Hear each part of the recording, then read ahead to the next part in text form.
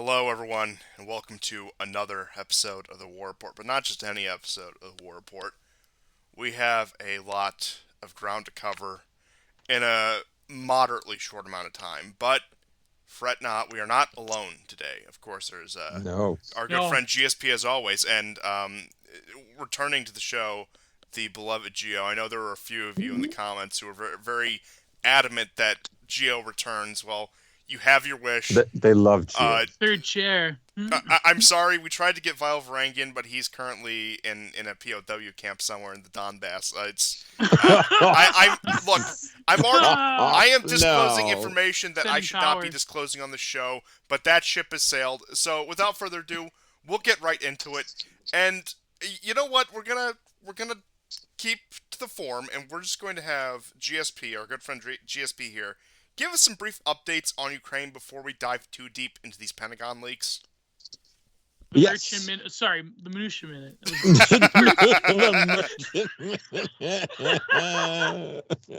That's the only old heads know that one. Oh my God, I remembered some of those songs.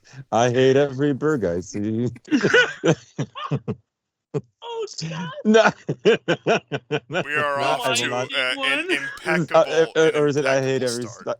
Yeah, it's just they were so funny. Anyways, yes, so let's get to news on the front. um I'll continue the story where we left off last time, because really the main news in terms of the war front is the use of heavy bombs by the Russians in all along the front line, particularly this time in Kupiansk. And this time in Kupiansk, they used, I mean, there's all sorts of drawings of what kind of bomb it was. It's something like a fab, which can be like 1,500 pounds and up, but they have used it. Um, moving from the south. So again, cross-border shelling. The Russians have attacked areas around Kherson City. The Ukrainians have returned fire on small village settlements. There are no crossings along the Dnieper River. All along the Zaporozhye front, it's basically artillery duels back and forth. There are no changes from last week. The only change from the southern front is in Ugledar. There was an attempt by the Ukrainians to seize land that the Russians had captured since late January, I believe January 23rd or 24th of this year, but they were repelled. Other than that, the front in Ugledar is unchanged. Around Avdiivka, the Russians have made some small gains around the southwestern corridor, and a little bit in the north since the last episode. Avdiivka is also one of these. It's a much smaller settlement, but it's extremely well fortified. It is better fortified than Bakhmut. And I'll get to it, but there are all sorts of very, very interesting things going on in Bakhmut. So Avdiivka, of course, has been the linchpin of bombing into Donetsk. And on Orthodox Easter, we wish everyone who celebrates Easter. As everybody knows, Constantine and I are both Orthodox, and to us, this is Easter Monday, but we congratulate everyone who is celebrating Easter this past weekend. But on the midnight liturgy on Saturday, Ukraine bombed the Donetsk cathedral in Donetsk City. This injured 6 people, including the priest, and killed a pregnant woman. This is strictly out of like just vengeance, because things are not really going well for the Ukrainians. But Overall, that baby would have grown up to be a race traitor to Ukraine, so she probably deserved it, right? I mean, that's the way Kiev sees it. Well, I that's mean, all the more reason to keep it alive, in my opinion. But yeah. oh yeah. uh, not to make too much light of the situation, but this is of course just the cherry on top of the past two. I mean, of course, it goes back further, but the very intense past 2 months of the closing down and seizures of churches within Ukraine.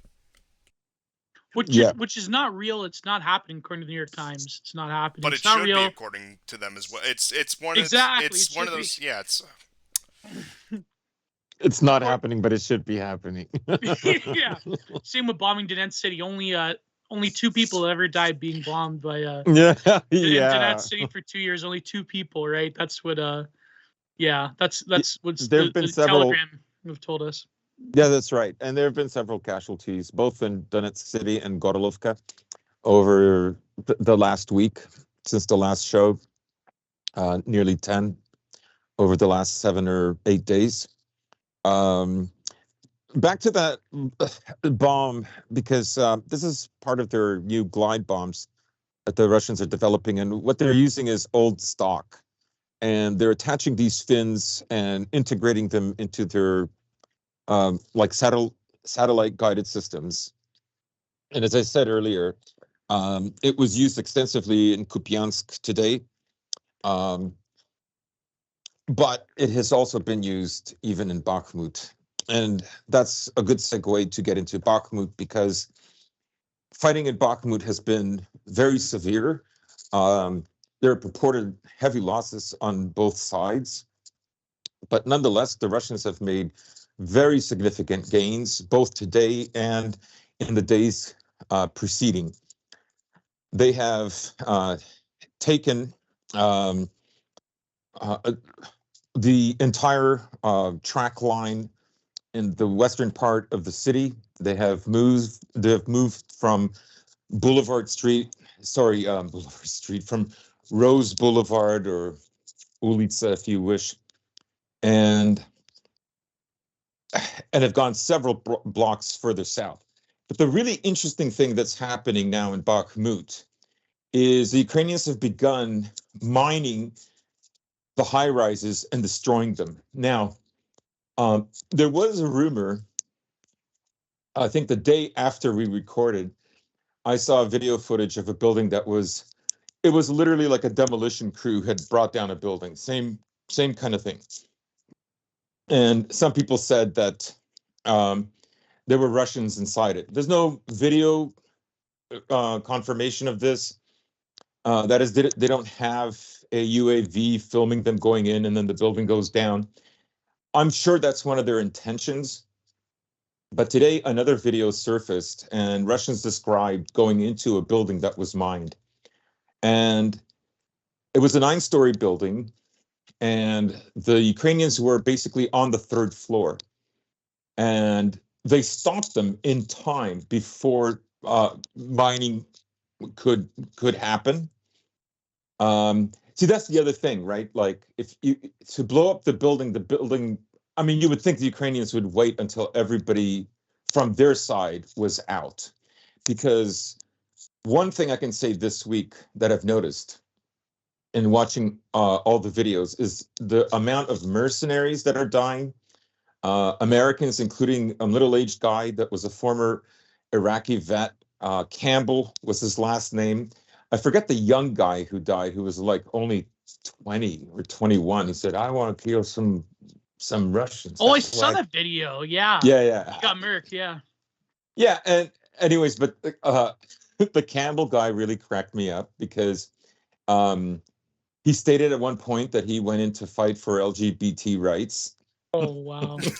I noticed America has got a lot of that. Like, there's veterans. Like, do you remember the mass casualty that happened where the son was non-binary, and the veteran, like the guy that stopped him, was like, this veteran's like, he's like a Mexican guy. He's like this cholo. He's like, I took my family to a drag show because it's inclusive and blah blah blah. And I fought in Iraq, and there's a lot of veterans that are like transitioning and yeah, and yeah. who was the one WikiLeaks crazy guy who got out of prison? Manning. Yeah, Manning, yeah. yeah. Chelsea Manning. I mean, look, I don't want to Formerly go. known as Bradley. Formerly Bradley. I don't want to go. I'm not even going to say for it. YouTube purposes. We got to say Chelsea. I'm not even. So, But Manning, Ironic last name, I'll just add. um, okay. But in all seriousness, I don't want to go too far down this rabbit hole, but I do think it's worth mentioning. Given the history of just mass social experimentation within the U.S. military from at least World War II Yeah. onwards, if not sooner, it's not unbelievable that a lot of people coming out of the military who exhibit these kind of behaviors or identify with X, Y, or Z, it's look, it's not beyond the it's not They beyond tested the. chemical weapons on soldiers Oh in yeah, Iraq. In Iraq One, sorry, Gulf War One. Yeah. Yeah, I mean, if it reduces veteran suicide, right? Well, it'll increase probably. But oh god. No, yeah. No, but I think like there is something correlation between mass trauma, the chemicals they probably give veterans, and other factors in terms of social experimentation. A lot of amphetamines. Yeah, amphetamines. Yeah. Yeah. And then there's that one I know. This individual, I'll say for YouTube purposes, kept getting trotted out. Was that one former Navy SEAL who transitioned? I can't remember the name though, but that was one of the funniest memes I've ever saw was that particular.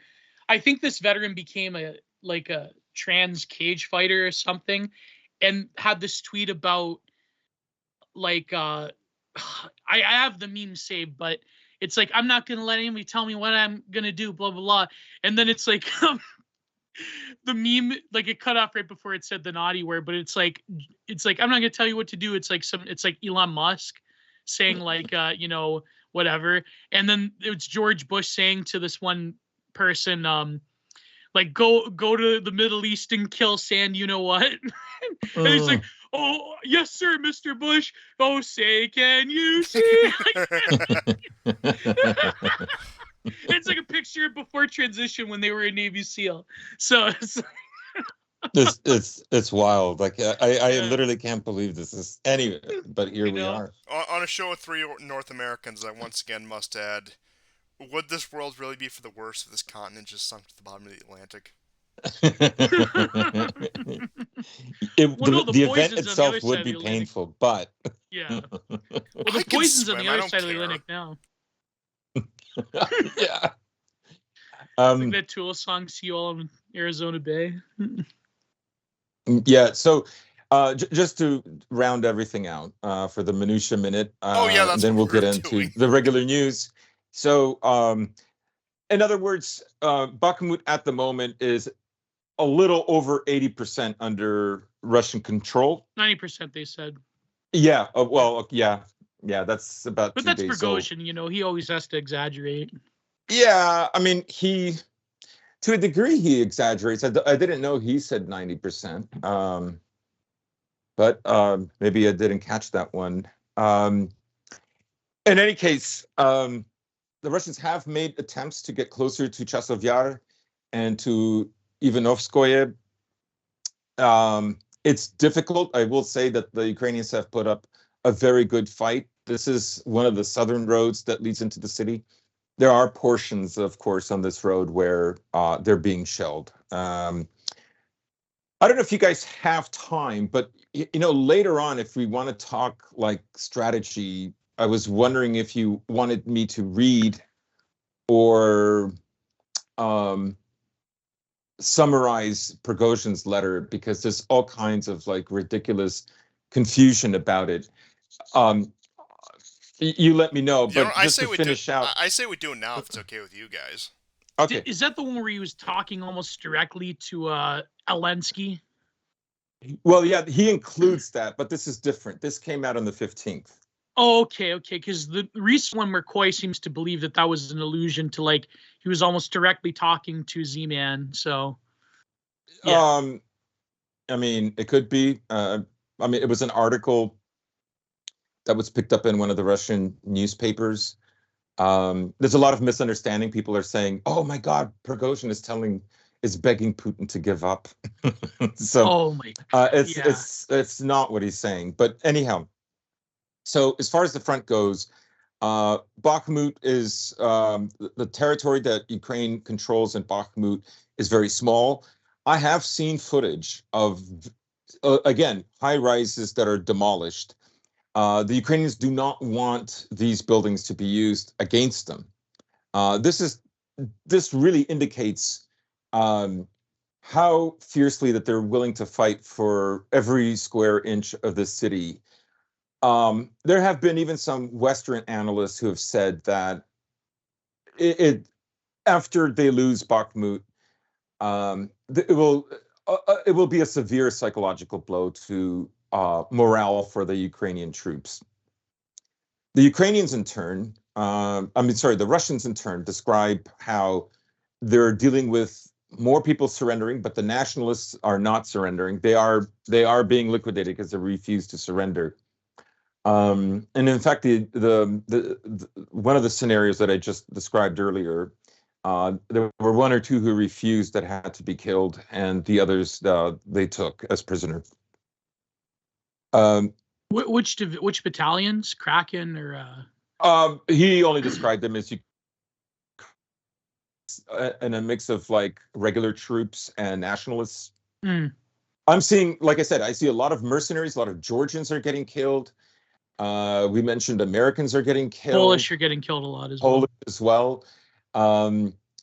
And a lot of nationalists. More guys from Da Vinci and more guys from Azov are dying in Bakhmut, and that tells you like this is a dire situation for them, because it was those groups again that died in the thousands defending Solidar. Well, on that note, did you guys catch the History Legends video that was put out either yesterday or earlier today about the Ukrainian manpower problem? It was. I think Charlemagne shared that one. Yeah, it was pretty good. I would recommend it to anyone who's watching this right now. But he went through talking about, from Ukrainian sources, how undertrained these troops are, that they'll throw them out into combat with less than a week's training, and that the way they structure the military, which I'm sure is going to not shock anyone, is that these volunteer units of mostly Western Ukrainians get to have the much less intensive fighting and the much less intensive military work, whereas the conscripts, in which any man aged, 16 to 65 at this point, somewhere within that range, maybe the numbers aren't quite precise, maybe 18 to 60, I can't remember. I think it does vary from region to region. They say that 16, you get to be on the registry to when you turn 18, but we all know that in desperate times, there's probably 16-year-olds that are being thrown there. Yeah. Yes, but the nabbing of people off the street, that's happening in places like Kherson, Kharkov, Odessa. The areas with Russian speakers in them, and he also. But I am seeing some. Yeah, go ahead. I am seeing, the other thing I'm noticing is I'm seeing a lot more Ukrainian speakers. Yes, I'm seeing them speaking like more pure Ukrainian, not what is it, Sruzhin, which is like a mix of both in Bakhmut. So I mean, I will hear like a Ukrainian guy say "хорошо" instead of "dobre" or "dobro." They mean the same thing, but so yeah, I'm seeing a lot more of that, and even some prisoners who are speaking like in Ukrainian. They're not speaking Sruzhin or Russian. There is a really interesting story too in Bakhmut. Now I will just summarize the other front lines. They really basically haven't moved. There's been just some very small gains by the Russians. Nothing too dramatic. The battle is being fought in Bakhmut. That's where I think both sides have decided to focus all their energies. So far, there is no offensive that has come to try to push the Russians out of the flanks of Bakhmut, which, in a sense, both act as a funnel for the Ukrainians going in to defend Bakhmut, but also it's a deadly funnel, but it also stops the Ukrainians from being able to really push the Russians out of Bakhmut, because they will have to go through the flanks to do it. But the interesting story I wanted to get to before we get to Prigozhin's speech is this. There was, so we've already heard that Wagner is now being joined within the city with VDV forces and with Akhmat Sila forces, which I think might be part of the VDV, like it's a separate structure. And there was a unit, I'm not certain how many, but at least like 5 or 6 that were trapped in an area for 120 hours. And they saw no way of breaking out. So they called in for bring fire, which means like, you can bomb us too. We're ready to die. There's no way Danger out of this. close. Yes. Now the leader, who goes by the sign name of Mali, gave the order. He also received an award for this because, wouldn't you know it, they survived. So artillery tried very hard not to hit the building, but to hit around it. They saw an opening, and that group eventually did make it out. So I thought that was a pretty interesting story. But But the Russians are totally incompetent. They don't know how to fight. They don't know how to fight. They're throwing axes at Ukrainians. Yeah, the cuckoo dum 95% dums. of the Russian special forces have. They're all dead. Yeah, it's the Ukrainians, the scrappy Ukrainians with their There's Kalashnikovs 9 and nothing guerrillion else. Russian dead. It's Yeah. yeah. Like all we have are like prisoners, with like 2 weeks of training that are doing all this advancing. They were dying of alcoholism on the streets of Moscow before. Wow. So now they're fighting Ukraine. New lease on life. Well, hey, it's not like the 90s where all the former Soviet generals basically drank themselves to death. So, But anyways. So yeah, I didn't hear this story. So they got out of the corridor. They did make it. They did make it, but I thought that was a really interesting story. I'm very sure I've seen all kinds of crazy videos. I'm sure both sides have stories like this. I know the Ukrainians have had stories like that. Yeah, it's true. I've seen a video from like when the war just started in the north. Like could have been February or the first days of March, of literally one Ukrainian guy in a trench holding off a unit. Now, he didn't kill anybody on the Russian side, but the Russians just decided to back out. So, like, you do have like these really, amazing stories. And, the Russian guy who crawled all the way to this trench and killed 3 guys and captured 2. Now, later on, he was killed. His 3 days later, he was in a trench. And actually, there's a video of him actually shooting himself before they got to him, as artillery is landing all around him. He's in a dugout, like in the trench. They dig even further inside. It's like I don't know what to say. It's it leaves me speechless. It is. Well, you can't comprehend the thought process. That's the thing in that time of desperation. Yeah. So I'll get to the Prigozhin letter that he wrote. Wagner продолжает. Okay, so and I'll read it in English. Okay, so PMC Wagner continues to grind the Ukrainian army on Bakhmut. Zelensky sends more and more units into this meat grinder, into a destructive funnel that sucks in the best units of the armed forces of Ukraine and mercenaries. Why is Zelensky so stubborn on Bakhmut? Why, since December 20th, 2022, when I gave him a comical challenge from the artillery guns of the PMC Wagner, Zelensky was led like a boy and rested on Bakhmut, ? And our intimate dialogue has been going on for 4 months now. We both have fun, but the orgasm never came. The strategic role of Bakhmut is not so great. Bakhmut is followed by Seversk, Slavyansk, Kramatorsk, Konstantinovka, Drushkovka, and Chasov, settlements that are part of the so-called Donbass Ring and form a fortified area. On the other hand, Bakhmut is part of this fortified area. On the other hand, the capture of Bakhmut itself will not ensure a quick victory over Ukraine, the road to the Dnieper, or even the capture of Donbass itself. The top leadership of Ukraine endlessly argues about the need to retain Bakhmut. The city is being rocked as a sacred symbol. In the morning, they rock the sacredness. In the evening, they decide to retreat. And the next morning, they throw in thousands of soldiers again, and so on ad infinitum. And the Ukrainian army has gathered a sufficient number of forces, around 200,000 already sufficiently trained fighters who have passed 2 or 3 months of training and coordination, are ready to perform combat tasks. The amount of weapons and ammunition is quite enough for these 200,000 to go on the offensive in various directions.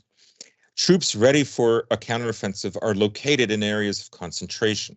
They have enough of everything. And those tank wedges that they try to hammer into the defense of the Wagner PMC by the dozens every day, the APU loses 30 to 50 pieces of equipment daily, and they do not experience any problems with it.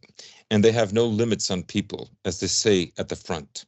However, what was announced first on December 20th, then on January 1st, then on the end of January, then on February 24th, and then on April 3rd to 5th, and now April 15th, the offensive is postponed every time. The Ukrainian army in the areas of concentration, beating the hoof and preparing to move forward. But, as they say, a donkey that has stood in the shade will not work in the sun. If the Ukrainian army forces do not go on the offensive in the near future, they will gradually lose their combat potential. The war will come to a standstill, and those territories that are currently under the control of the Russian Federation may remain at the disposal of the Russian Federation for years. Politically, Bakhmut is of little interest to the Kiev regime. It is rather a destabilizing factor than a factor of holding its positions. Every cry on Bakhmut, every captured soldier, every 100 killed hits Zelensky and the leadership of the armed forces of Ukraine much harder than the benefits they get from holding the remnants of this city. At the same time, the long battle for Bakhmut is extremely beneficial for the Russian troops because they have already squeezed out a large part of the territory of Ukraine in 2022. If the special operation remains within these borders, plus or minus a couple of tens of kilometers, then this will solve many of the tasks of the special military operation. Bakhmut gives the Russian army an opportunity to accumulate forces, occupy favorable defense lines, deal with the internal problems, prepare the mobilized and fully armed to meet any number of counterattacks. Bakhmut is extremely profitable for us. We grind the Ukrainian army there and restrain their maneuvers. Any mid-level commander knows that if you have created tension for the enemy in one place and have enough reserves, then you need to make a maneuver and hit nearby where the enemy is not ready and where it will break. The most logical step of the armed forces of Ukraine would be to rebound from Bakhmut into sharp flank attacks to try to break through our defenses. However, Chasov Yar, every day there are columns of equipment. And every day before reaching the front line, the AFU soldiers die by the hundreds, littering the road of death and the surrounding fields with thousands of corpses and hundreds of burnt out armored vehicles going to the slaughter. As you know, the military operation on the part of Ukraine is tactically controlled by the Ukrainian military and strategically by the so-called Western coalition under the control of England and the United States. In early April, documents from the Pentagon were leaked. The documents themselves do not pose any strategic danger. They contain everything in a row from the world by the thread, most of it from open sources. However, the drain was widely publicized and immediately followed by active statements from the sources close to the Pentagon about the need to slow down the offensive announced on April the 15th until the summer period. Why is the army ready for the offensive? Why is the army ready for the offensive again delayed on its borders? And why is this the last warning on April the 15th? The last date of the Ukrainian offensive again postponed to the summer. After all, much more painful for Russia would be the beginning of the Ukrainian offensive with inevitable reputational losses before May 9th. In the event of at least some minimal success of a few meters in the nominal direction.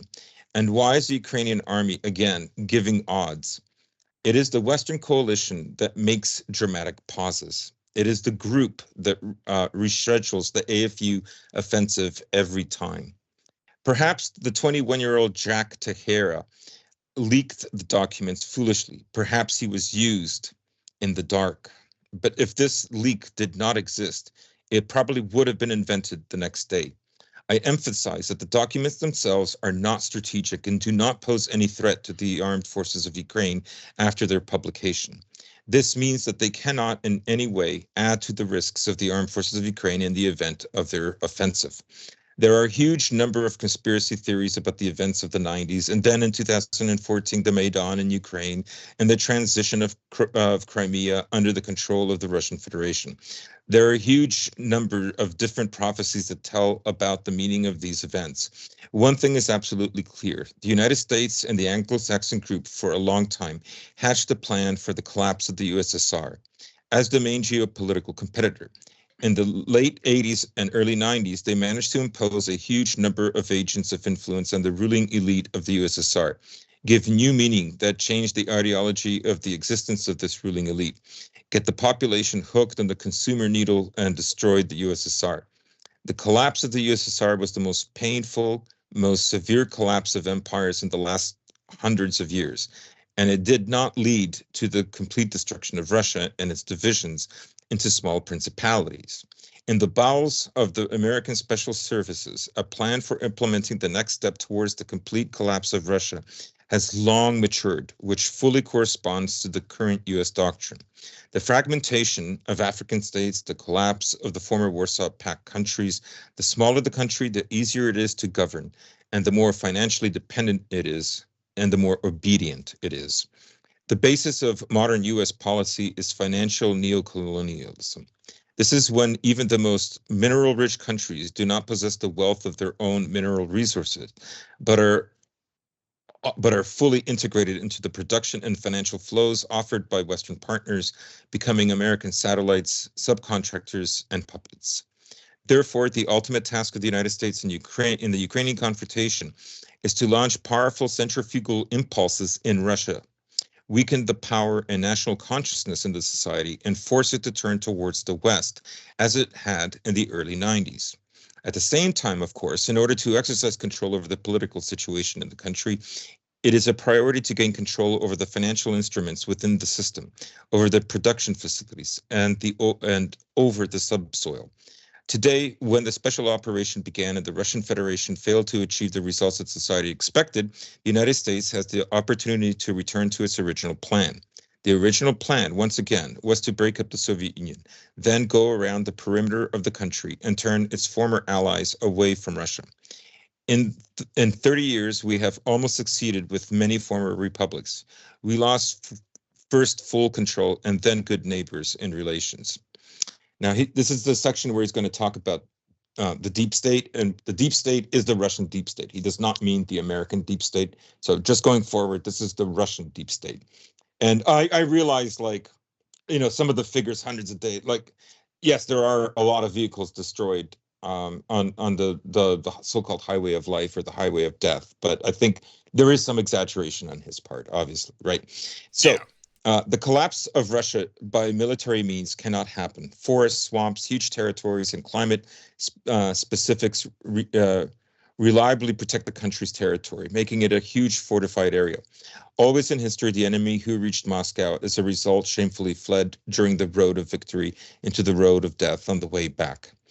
Why did the Anglo-Saxons restrain Zelensky, arranging internal conflicts and slowing down the offensive, just in order to hit the main jackpot, the collapse of Russia into many principalities?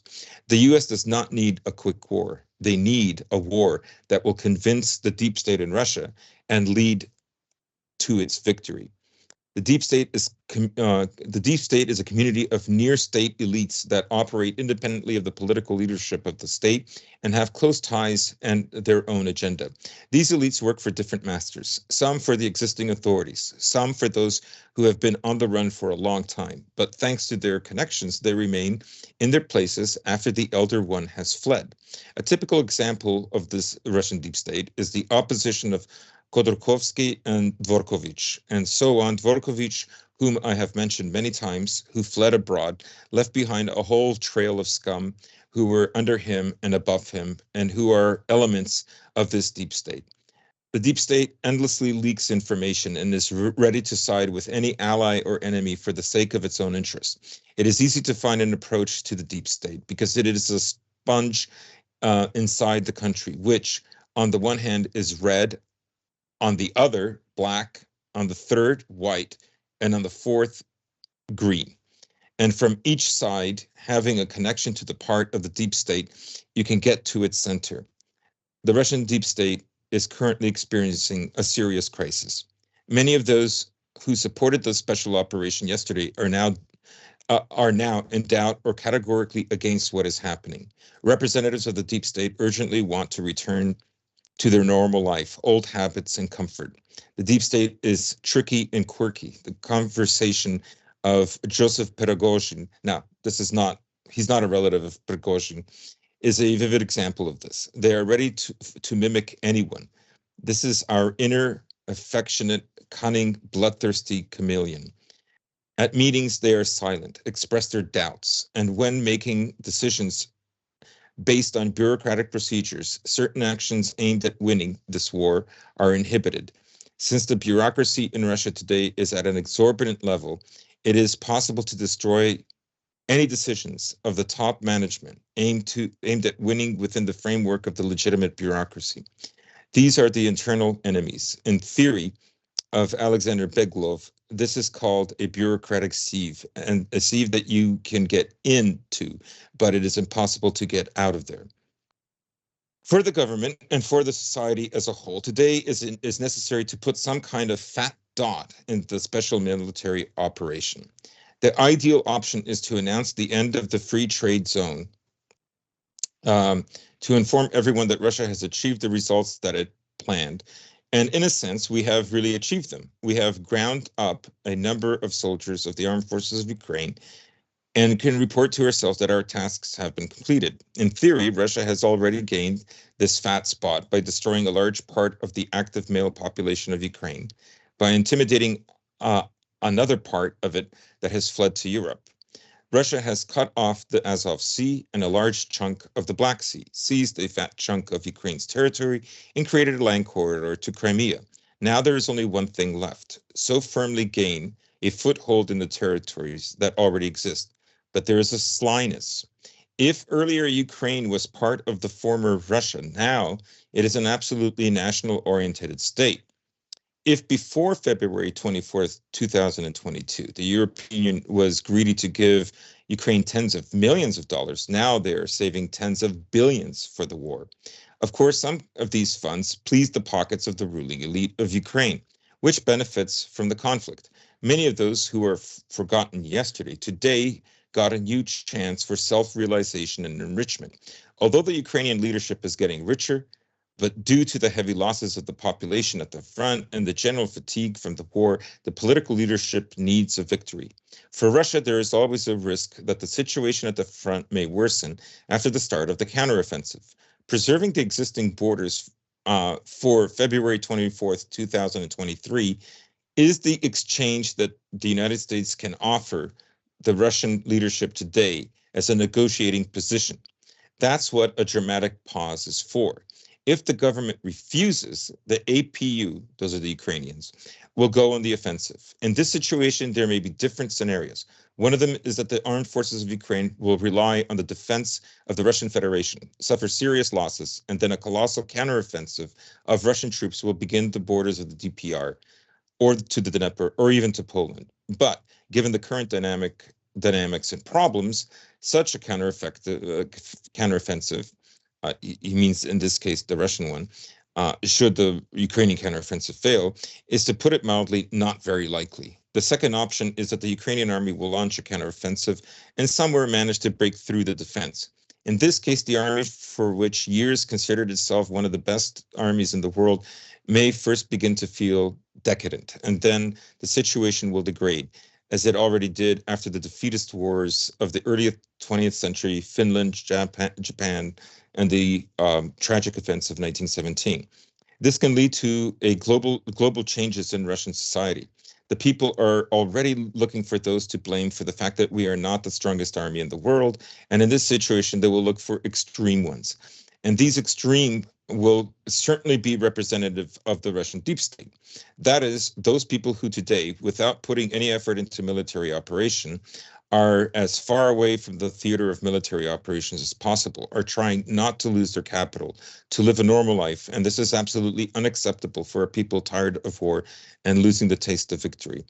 The patriots' desire for justice can have a severe impact on the very deep state, mired in luxury and bureaucracy. At the same time, the supreme power of Russia is not in danger, since it is a symbol of national unity and resistance to the West. And this is the basis of today's existence and the main explanation for any problems for patriotic forces inside Russia.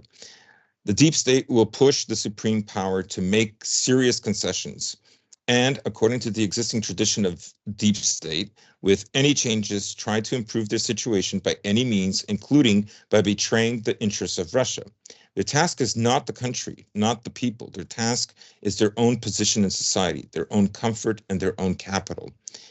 If you fall down, if the weight of problems does not improve your position but pulls you to the bottom, then there is an expression, quote, reach the bottom, then push off and float up again. This is what Americans fear. They fear that excessive pressure on Russia and increased domestic problems may drag it down. And if Russia reaches the bottom, pushes off from it, throwing off the cargo of the Russian deep state, then it will float up like a huge sea monster, demolishing everything in its path, including the plans of the US. And there are huge numbers of examples of this in world history. China in the mid-20th century, being one of the poorest countries in the world under partial occupation, Germany after World War I, Japan after World War II, Turkey after the collapse of the Ottoman Empire. All of them surfaced, pushing off from the bottom. Radical national feelings will revive as after any military defeat. The Russian military industry will begin to work with tenfold effort. Economic efficiency will replace sluggish, inefficient state capital. The state will get rid of bureaucracy. Processes will become transparent, and Russia will step by step turn into a bristling military monster, which the international community will have to more than reckon with. Bend so that with each bend, we can see their buttocks spread apart. And if we do not prove that we are strong militarily, no one will take us into account, and they will turn us around as they like. It is extremely unprofitable for America for Russia to reach the bottom and resurface. They need a slow moving process in which they negotiate with the elites, with the deep state of Russia, and then convince the country's top political leadership to make new concessions step by step.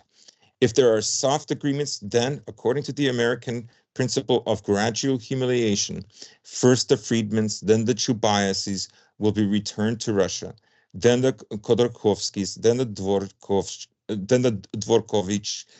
then the elites will gradually liberalize, and the deep state of Russia will accept them out of the sense of self-preservation, transform and turn black or red to blue or pink.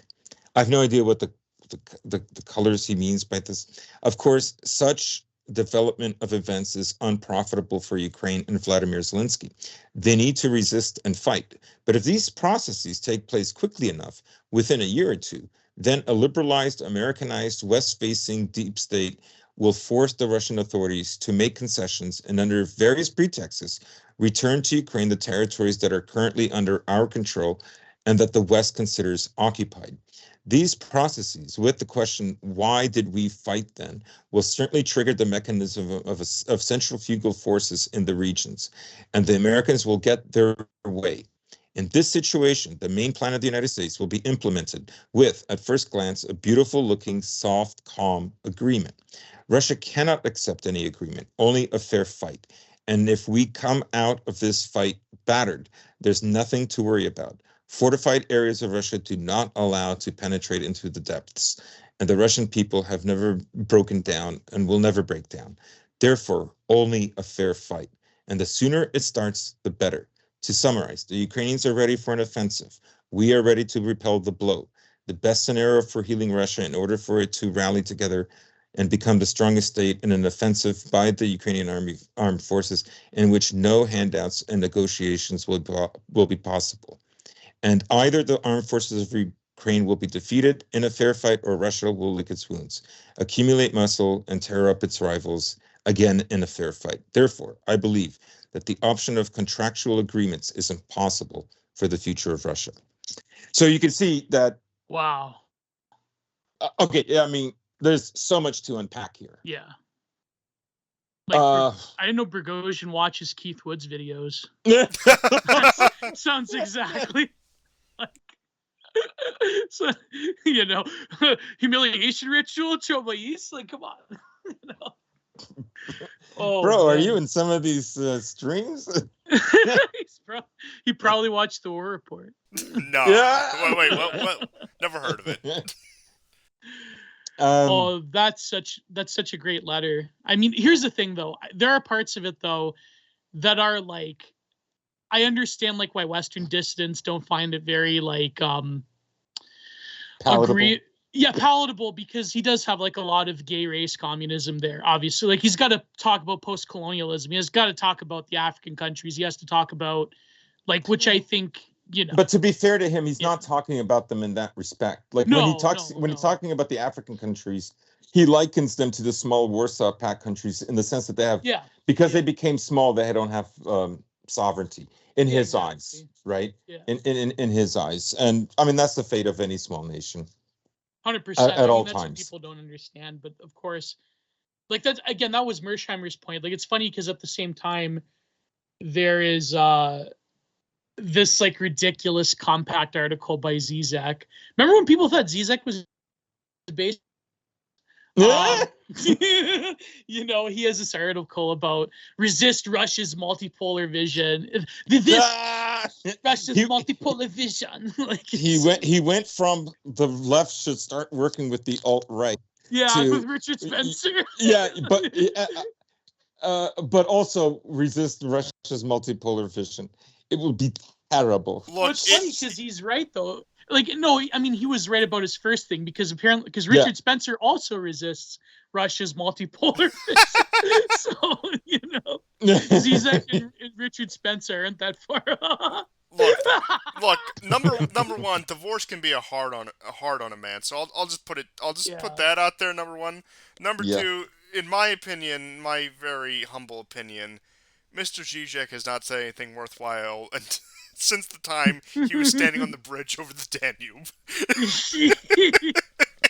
Oh, that was hilarious. Women like to be assaulted, but they like it. And women have to get beaten, but they like it.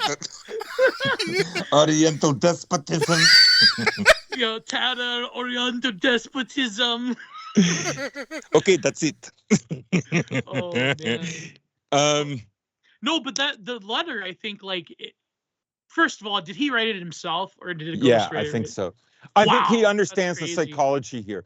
Yeah. Here's like what struck me about it. Okay, now there are several things I never even considered. This whole thing about the Americans don't want them to reach to the bottom because it will act as a spring. He doesn't mention it, but I think in many ways that is the 90s. Yes. Right. Yeah. The Americans don't want to put Russia in a similar position again, where that action can happen. So that I thought was really interesting. But he didn't use that example. He used other examples of other countries.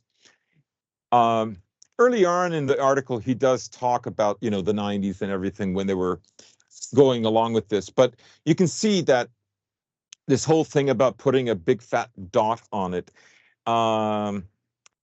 is not really saying stop the war now. He's not saying retreat at all, right? He's saying. How can you have even interpreted that he's? I don't know how. Like, I don't know. Like, it's so dishonest. Oh my god. I didn't know journalists were that. I mean, maybe I did know that journalists were that stupid, but like, it's not that they're stupid; they're being paid to be stupid. That's the difference, Yeah. Well, understanding conceptually and seeing it actually happen are worlds apart. Yes. Yeah. No, but it's kind of like. What struck you guys about this? It's gonna sound. Constantine. I have a lot of thoughts. It's gonna sound very autistic, but the one thing that really piqued my attention, because I did have this for topics of discussion, is that Seymour Hersh has alleged that there is a very, Yeah. I guess you'd call reasonable draft peace treaty being drawn up by the U.S. right now. And this is after months of stories. The U.S. is going to push Ukraine in negotiations if it doesn't have any major successes before the autumn. And just these stories that keep coming out seemingly on a weekly basis. And him pointing out that we cannot accept any peace agreements, we cannot negotiate. Because that's what I think is exactly what they're trying to do right now. They're trying to bring out some sort of truce so they can remuster Ukraine, maybe even get Poland, Romania, whoever else involved, and then push back further and harder with their forces that have been regrouped and are able to stand more against the Russians. Because, once again, I know this was a Prigozhin letter, but I think it bears repeating again and again. Putin is far too amenable to the idea of negotiations and talking these sort of things out, even to this point. So that is what the first and foremost thing that actually did stick out to me going through this. Yeah, he said if you negotiate, then it's over. It's Joe-over. I mean, it's. Yeah, I mean, it is Joe if they do. No, but he's right though. I mean, like Goran, what you were saying about about the '90s in Russia. Does Prigozhin mean that the Americans don't want to repeat the same mistake, meaning that they want to crush Russia totally fine nowadays? They don't want to No, like let it what he linger means like is this. they want. I mean, if we're understanding each other, or if I'm not misunderstanding you or your question, The springboard thing, the spring, like going into the he does depths. not. What he wants, and this is interesting, because Milley was quoted a few weeks ago saying, "We don't want to destroy Russia completely." Yeah, right. If you Right? believe that, yeah. Yeah. Well, what he means is, initially, it will not appear that way. Oh, I get it. Yeah, yeah, okay. The Americans will sell the world on the idea that, oh no, we don't want to crush Russia. That's what totalitarian states do. That's Mhm. what the Austrian painter did. We don't want to do that to Russia. But really, honestly, that's what they want to do to Russia. Now, around the time that he published this article, there was a video of him, and he had the dog tags of every Wagner fighter that had died, Yeah. a huge clump, and he brought them up with his hand, and he said, "I suggest every rich Russian who can afford it to take one of these dog tags and pay for that family so that it's taken care of for good." Wow. Right? And I said the last show, I think Prigozhin has political aspirations.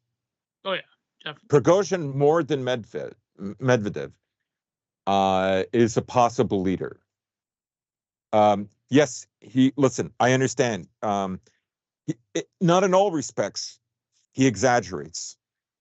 Like, when they've taken something, they really have taken it.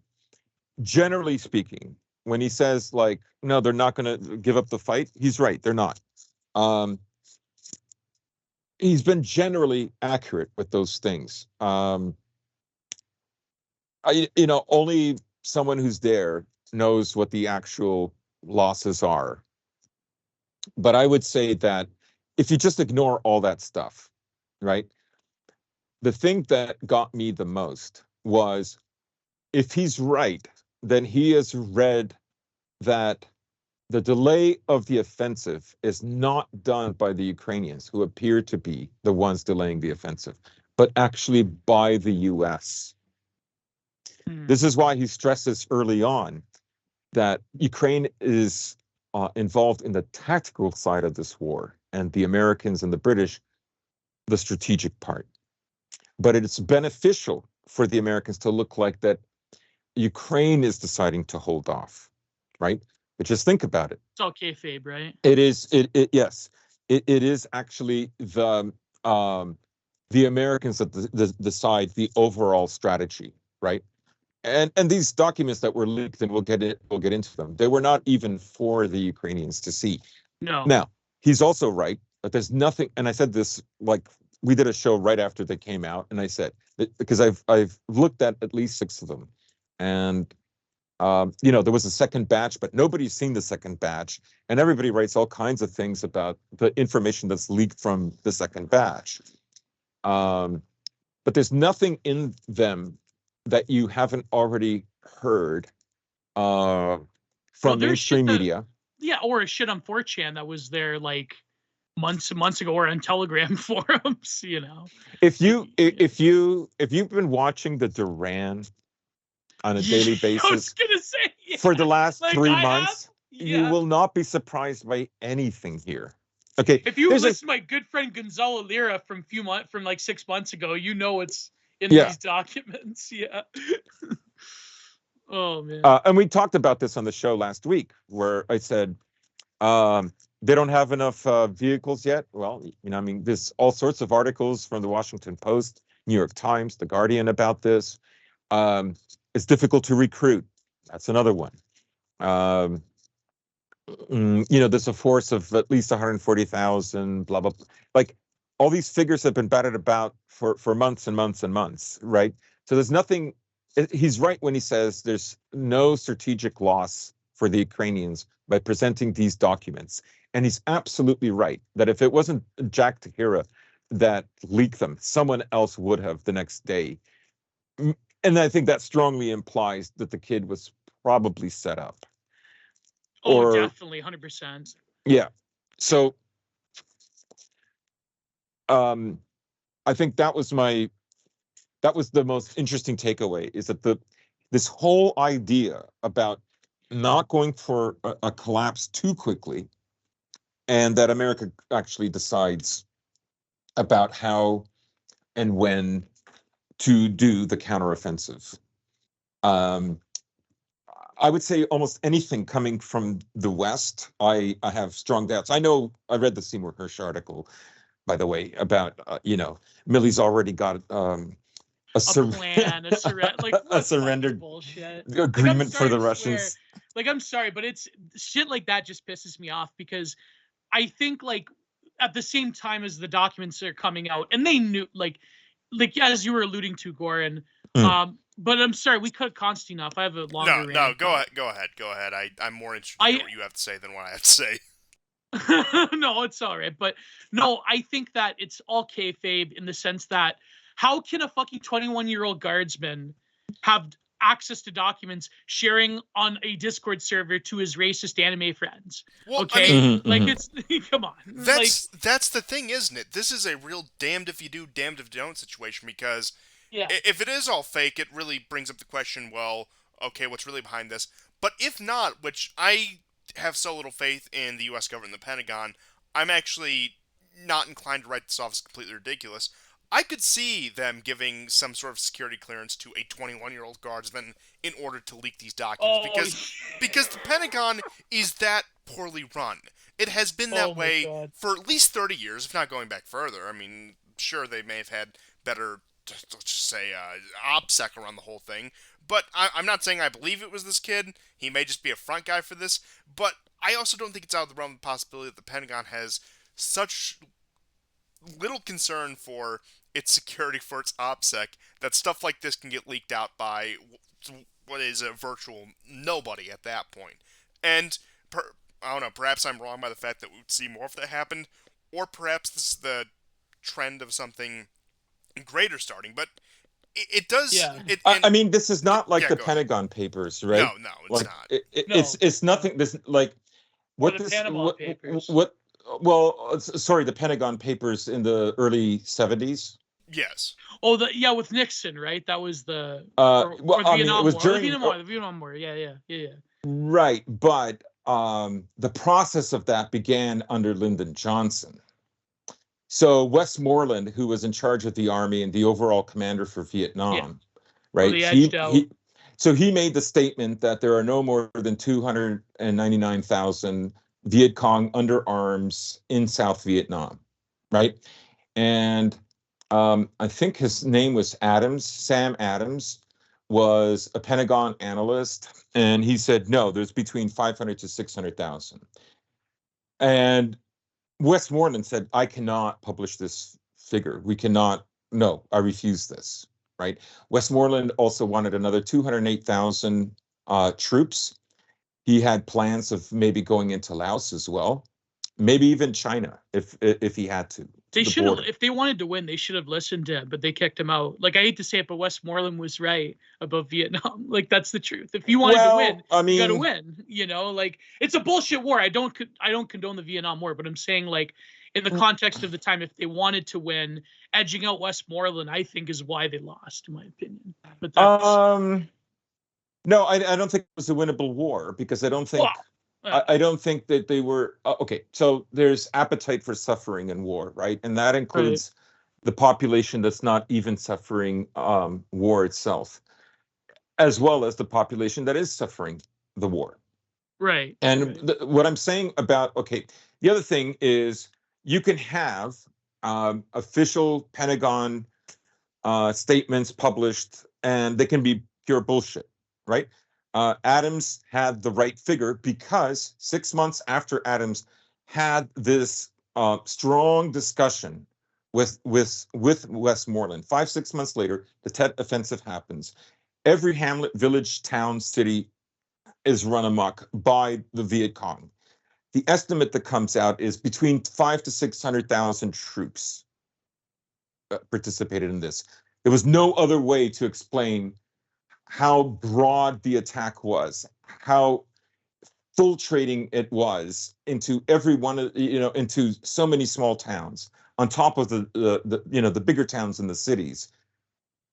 And after the Tet Offensive happened, you can see the statistics for the U.S. It was already going down. The U.S. public was already wanting the war to end. This is just 1968. As a result, Lyndon Johnson said he would not run for president. Right? He began to remove troops after a phase of introducing a few more troops. He slowed down on the bombing. So this brought in a lot of changes, right? And so yes, the Pentagon can make official statements that are official Pentagon files, but they're not truthful. Westmoreland basically said, I can't publish that there are over 500,000 Viet Cong under arms in South Vietnam already, because the South Vietnamese will say we have not made enough progress, and so will the American people. And that's why he held off. Yeah. So, just to briefly return to Prigozhin's article, I think it's incredibly insightful in that the big takeaways are America cannot try to do what it did in the 90s. It will have to find a different methodology to arrive at the same conclusion, which would be, and we talked about this on the show before, right? That they are sincere about wanting to turn Russia into 6 different countries and so on and so on. Oh yeah. They constantly talk about this now. But really, you could find papers on this going all the way to the 90s and the 2000s. So that was, I think, one really important takeaway. The other, that don't fall for it. It's not the Ukrainians that are saying we can't go in the offensive. It's the Americans that are saying that. And these leaks essentially do 2 things, both domestically and internationally. Domestically, they demonize a white kid. Well, they demonize the right wing in general, because they demonize a right wing he's white a white kid. Nationalist. He's an anime, Yes. an incel. Yep. Austrian painter fan, like it's and they're throwing up Romans in the Discord, and they're posting spinny wheel memes with Monoko and other K-On anime girls. So, right. Yeah. So that's what they do domestically, but internationally, and for the strategy of the war, they get the pause that they wanted. Right? Yeah. Right? They got the pause. Now, if Ukraine doesn't launch the offensive, and yes, again, there was another disclosure from one of these leaks that we can't see, that Ukraine plans to do it on the 30th.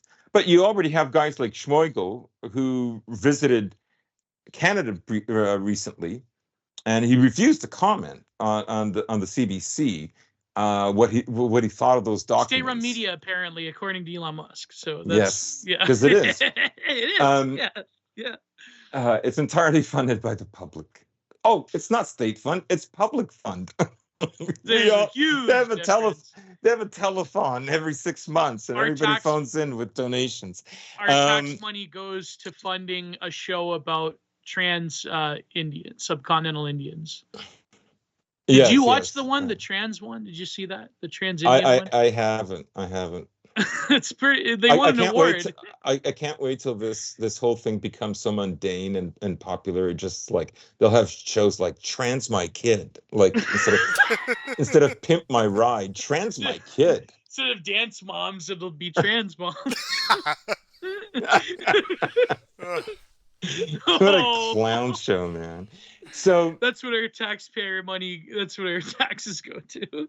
yeah. So anyways, But I thought it was a very interesting article. Okay, I think, yeah, no. But I was gonna say, I think you alluded to it, is that internationally it gives Ukraine the reprieve, or rather, it throws the obligation off of America, because the Americans can be like, oh gosh golly, I guess our Aryan super soldiers that we've been funding for so many years in Ukraine, oh, I guess they can't get the job done. And it's like, it's this very shitty, like, here's the thing. What I was gonna say when you were describing the war is that, okay, listen, all three of us, we have our bias, okay, we fresh, we admit it, okay. I'm completely objective. If you disagree with me, Yeah, you're disagreeing with the facts. Of course. Okay, we have our viewpoint, we have from the information that we can gather, and let's face it, our biases against the particular regimes that we live under here in North America. I understand.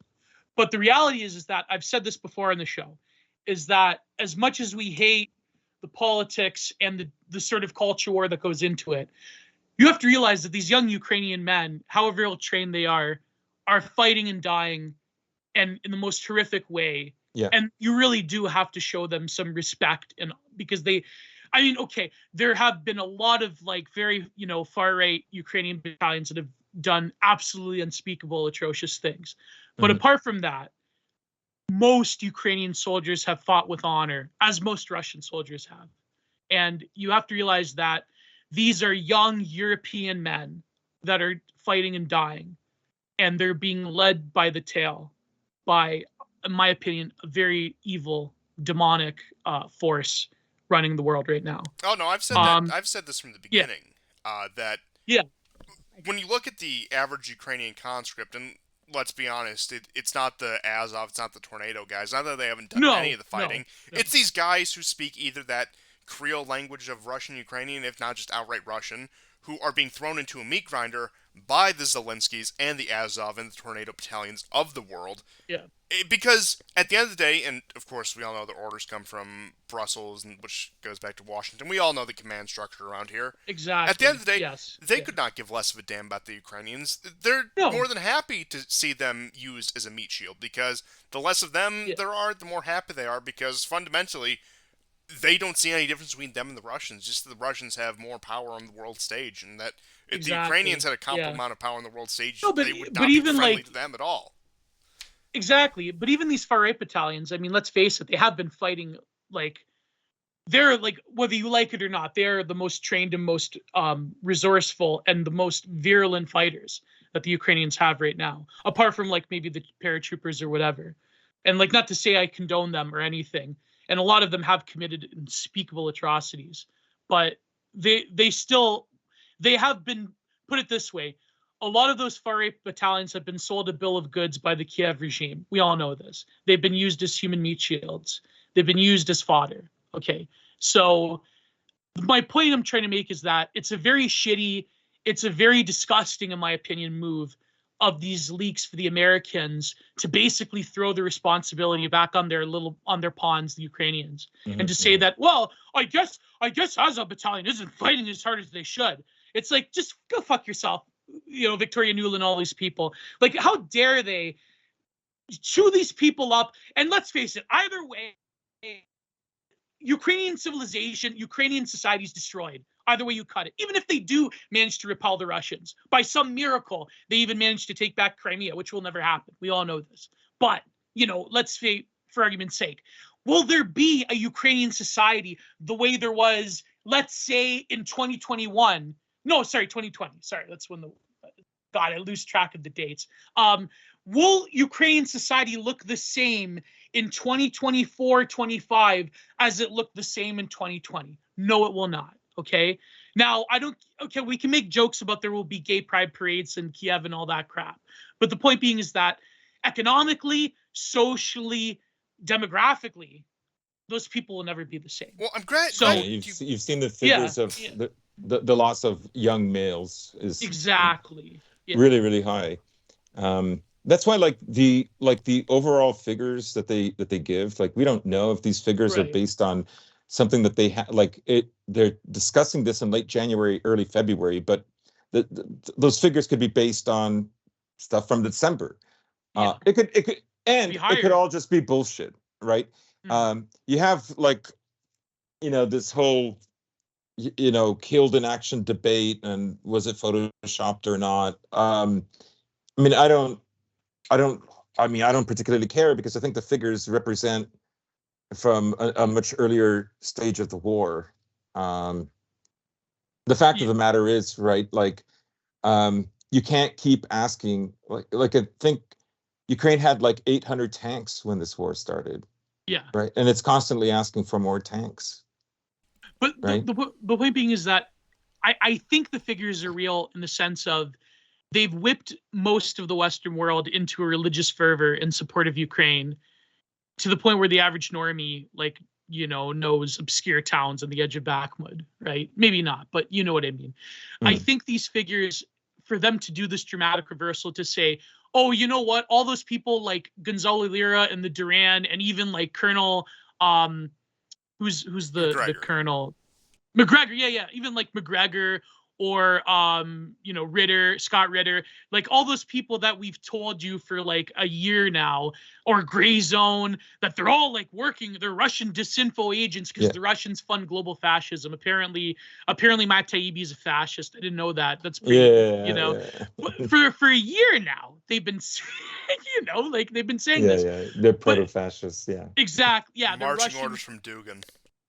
Yeah, Yeah. yeah, exactly. Our good friend Michael Millerman is a terrible far right fascist. The point being is that they've whipped people up in this frenzy, and they've said constantly, Ukrainians are winning. Ukrainians are winning. There's a guerrillion Russian soldiers. Like, what did they say about Wagner?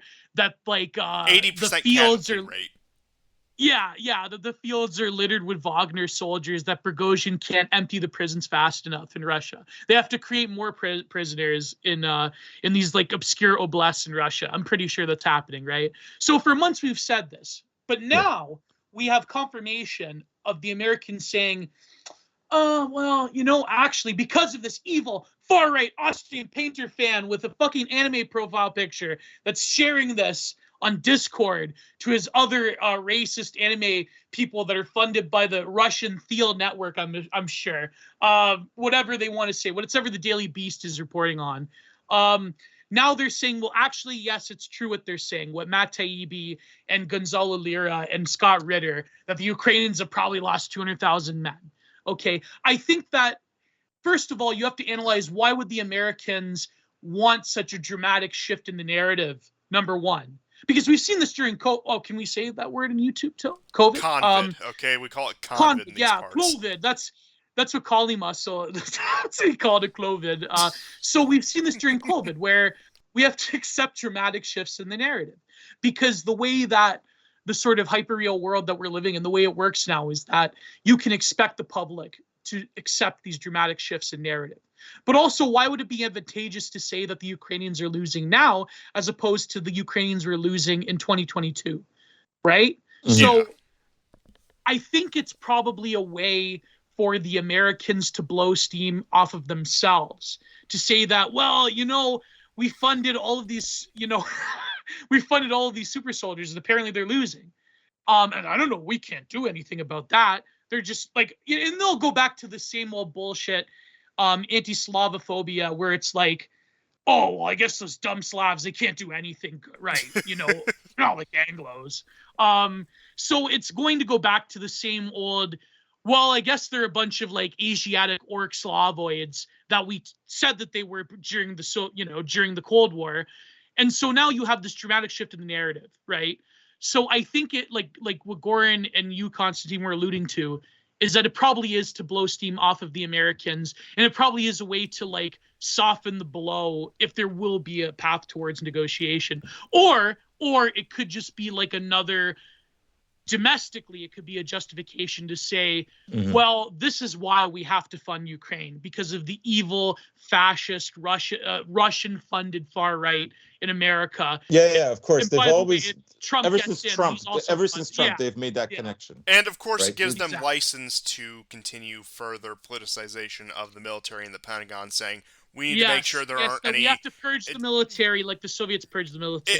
Exactly. The far right. It Yeah. gets back to Yeah, that as well. And I did want to backtrack on a point that you'd made about Ukraine demographics. We need more trans generals, or else the far right will win in America. Like Admiral there was the far. Turns Levine, my I am your general, y'all. strongest soldier.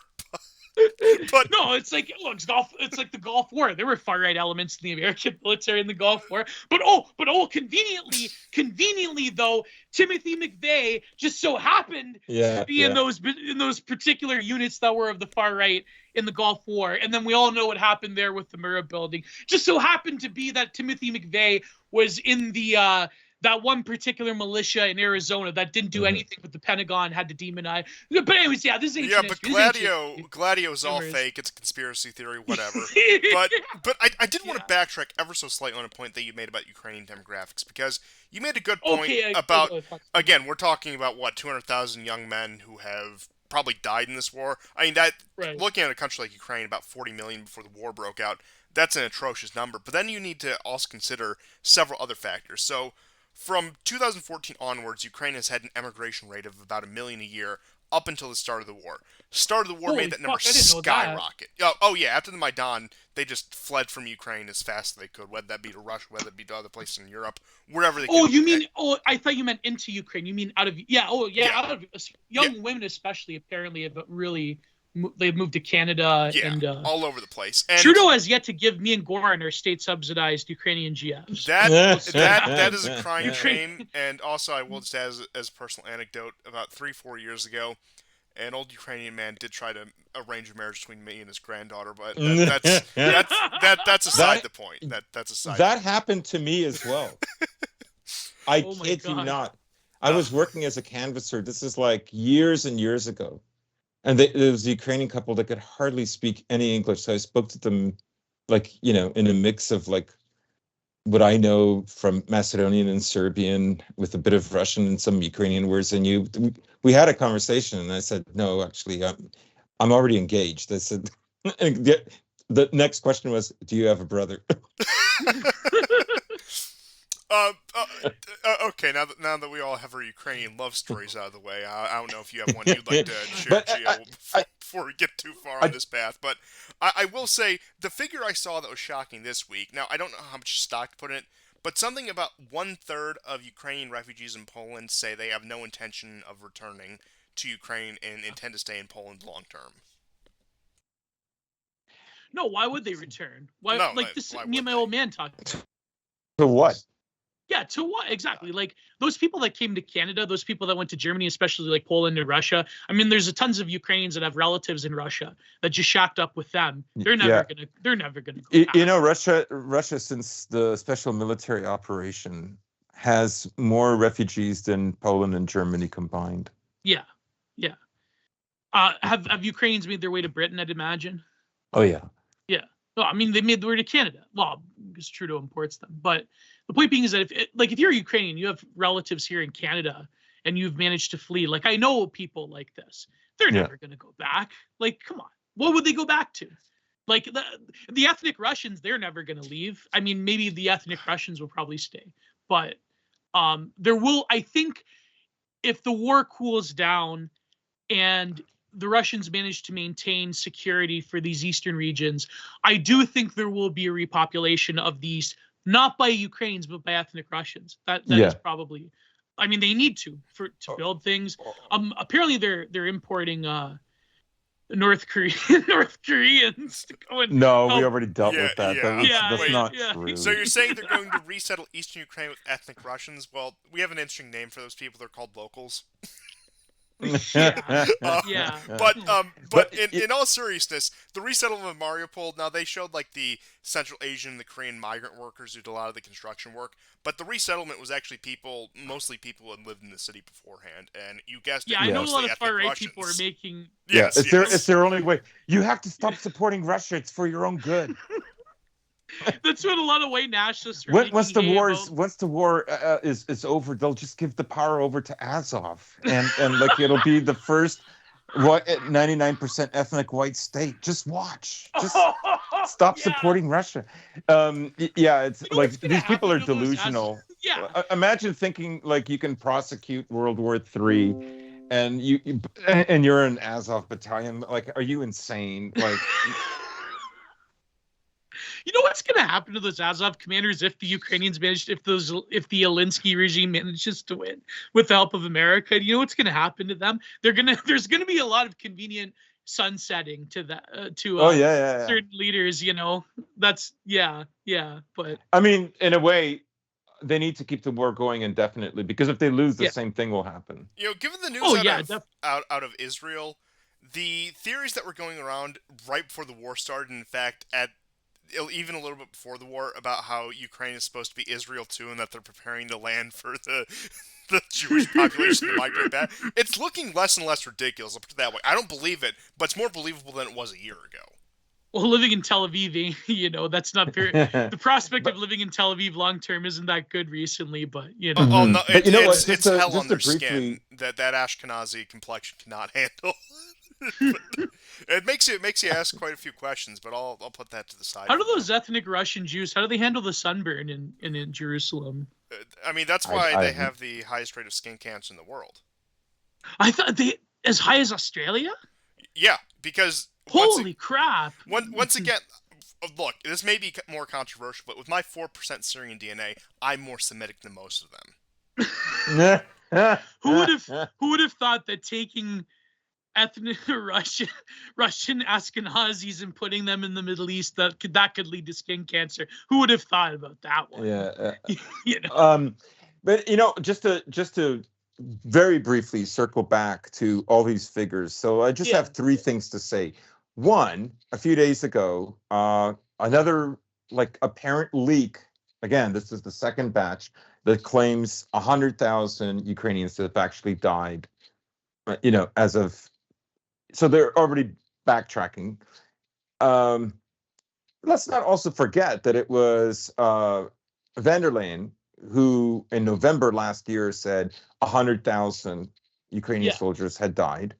And then we had the Israelis in January say that it was actually upwards of 200,000. Well, okay, so those figures, those figures literally came out of the EU. Yeah. And an ally to America. They didn't come from the Russians, right? And like I said, we already saw with the Vietnam War, the figures can be like the files are authentic, but the figures inside them are bullshit. Yeah. Right? Because there's a purpose. There's a reason why they're doing this, and it you know, that's why you have this like new figure, because it, you know, 17,000 Ukrainians after 11 months of fighting is completely ridiculous. Nobody believes that. So that's all I wanted to say as far as the figures go. Well, here's why I believe these. I know this is going to sound weird, but here's why I believe the Israeli numbers. Okay, because in some ways, the Knesset has more of a direct knowledge of what happens on the ground, because there is quite a bit of higher echelon, you know, Israeli military personnel in Kiev and in other places on the ground. I believe it because they don't have, basically Likud and Bibi don't have an incentive anymore to lie for Biden. I mean, this is pretty clear. Yeah. So I think in some ways, the Israelis are probably more believable this year with their figures, or even last year, than they would have been even at the beginning of the war.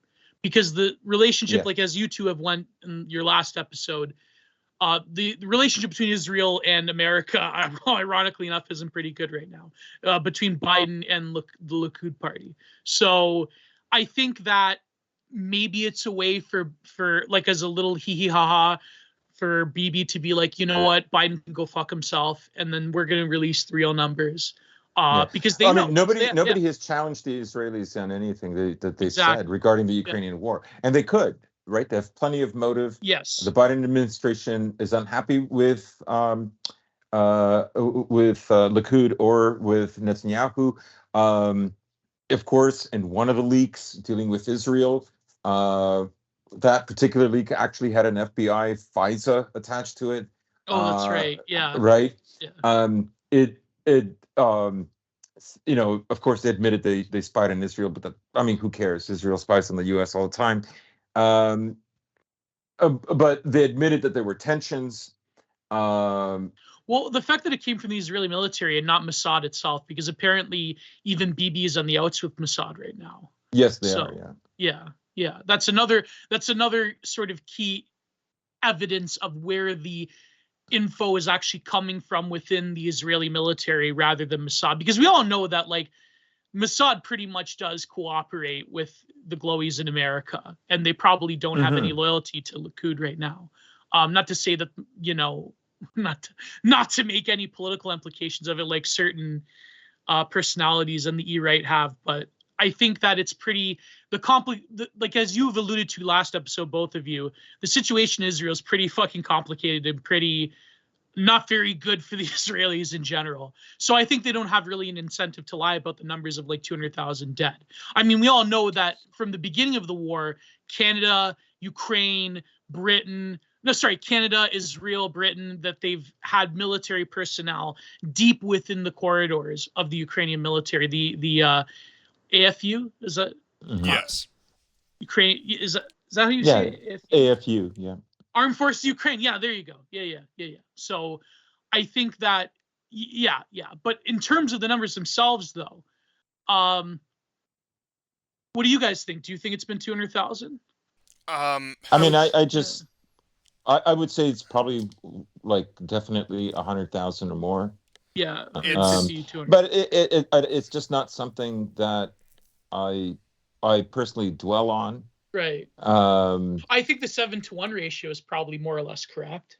Yeah, somewhere 7-to-1 to 4-to-1 is likely.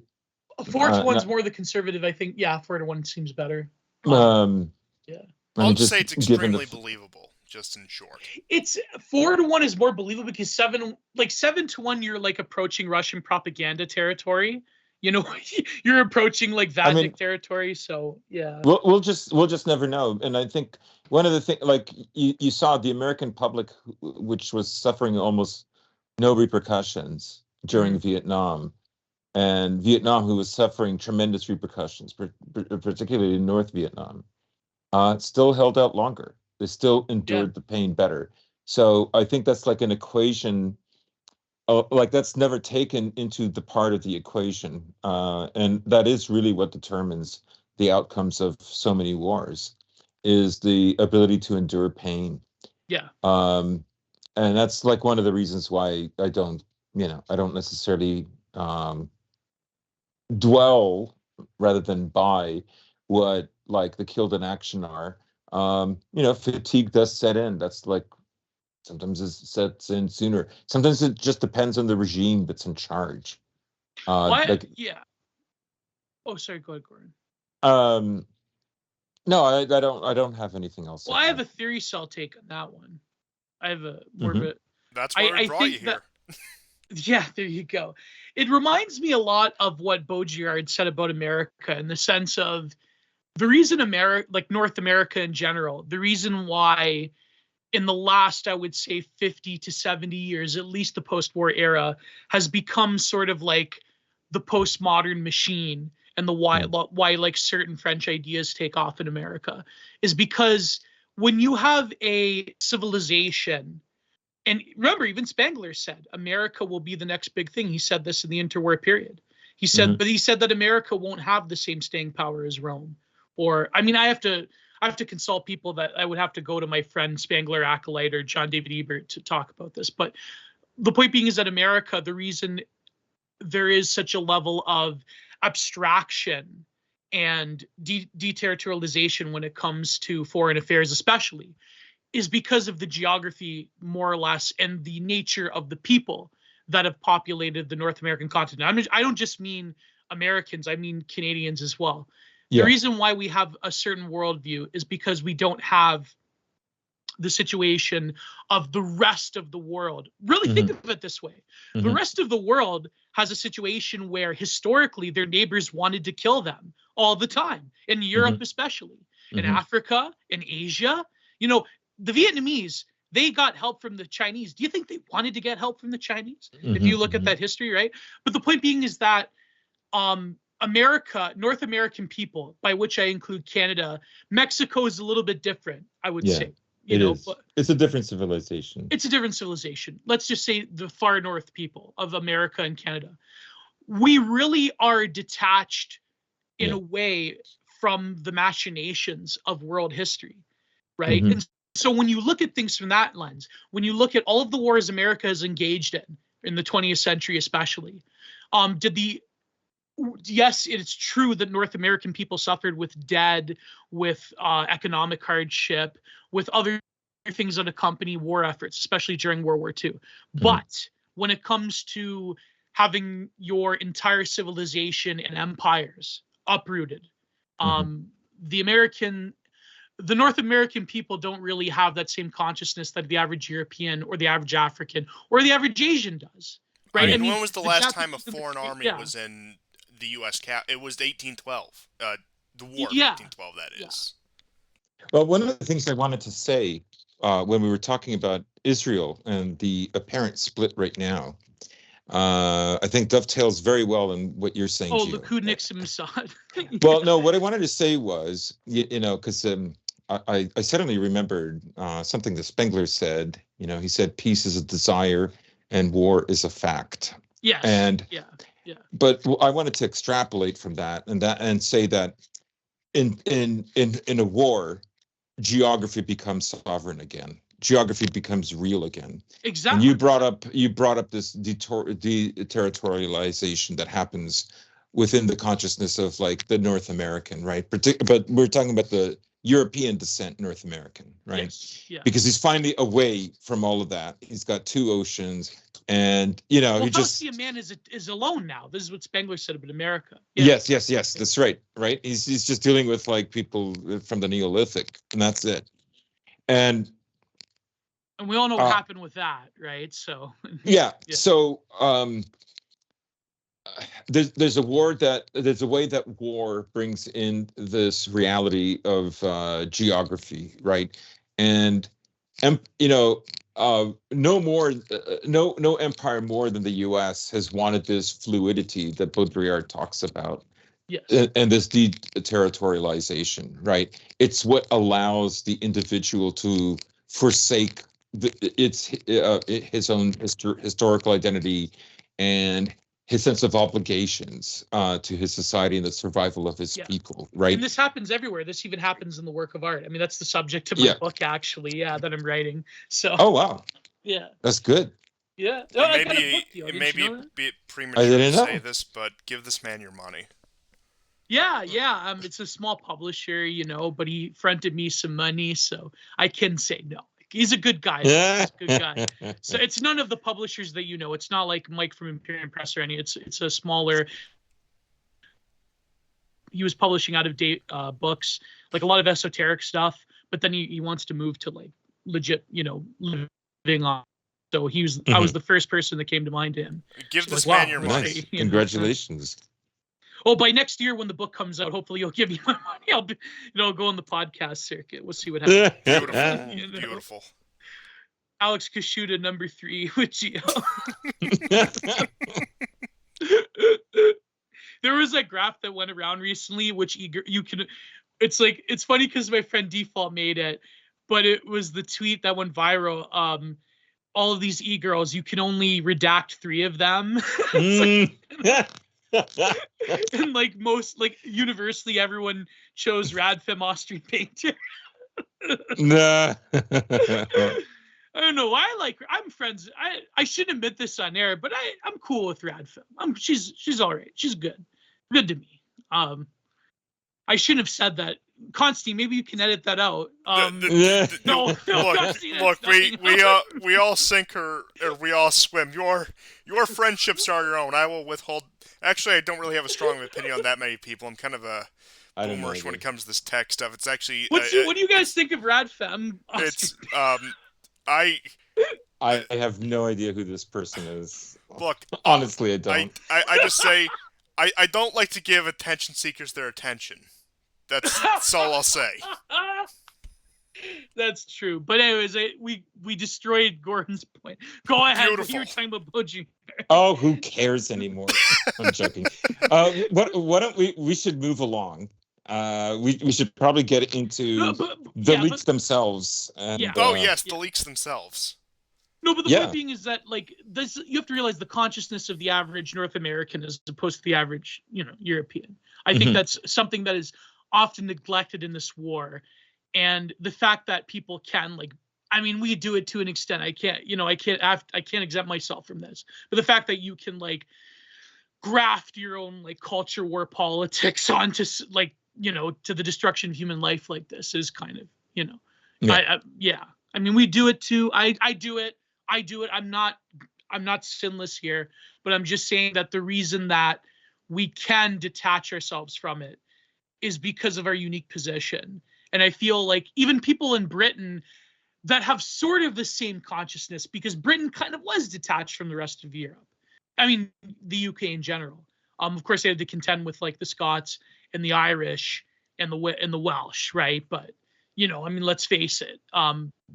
The British kind of were always separate from that European consciousness, at least to an extent. I don't think that's a controversial statement. Certainly different than the Germanic attitude or the Slavic attitude of life. But, the point being is that I think the British now they've also been sunk into that same consciousness as the rest of Europe because of the way that America is treating them right now, which is kind of like a tragic comic irony of history, considering the history between Britain and America. But that's another debate for another time. Let's get into this far right anime Nazi. Oh, sorry. No, we're not. We're gonna get into the leaks, silly. We're not gonna stop with the anime stuff. Listen, you know what's funny? One last take about Wagner is that I do. Speaking of anime, I do think that Prigozhin has a Spenglerian civilizational picture. Because yes, he does. Yeah, exactly. Because I forget the exact term of it, but look at Wagner. The Wagner troops are sensitive young men that are bodybuilders that watch anime that will eventually press gang Ukrainian wives when they're done doing their job throughout the Donbass. So they have a aesthetic Club Tropical Excellence aesthetic warrior picture that is mediated through anime. God. They all watch anime. So they're watching shonens, they're reading Berserk, they all want to be like Guts, and they're going and they're LARPing and they're doing this Faustian adventure spirit trip through Ukraine. And Prigozhin is aware. Prigozhin encourages them to have the most aesthetic gear and to bodybuild and to watch shonen animes while they're, plastering through these far-right battalions in the East, So it's listen, I based all of that off of Bronze Age pervert's appearance on Russians with Attitude. So, oh my God. So yeah, Wagner, I think Prigozhin is aware of the civilizational picture, and that's why you have these bodybuilding, $1,000 kit Wagner soldiers with the anime body pillows in there. It's very well marketed. He does understand that. And actually something very interesting happened this weekend. So CIS is this organization that includes Russia, I think Tajikistan, Belarus, and used to include Ukraine. And there was a meeting that took place in St. Petersburg. And everything I said, everything I read from that Prigozhin article is amplified in these events that took place on the weekend. And that is one of these buildings. I know it's on Ulitsa Nevsky. I've walked past it before.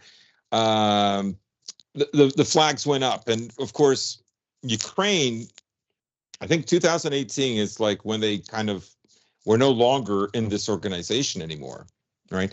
People forget that like Russia paid off Ukraine's Soviet debt.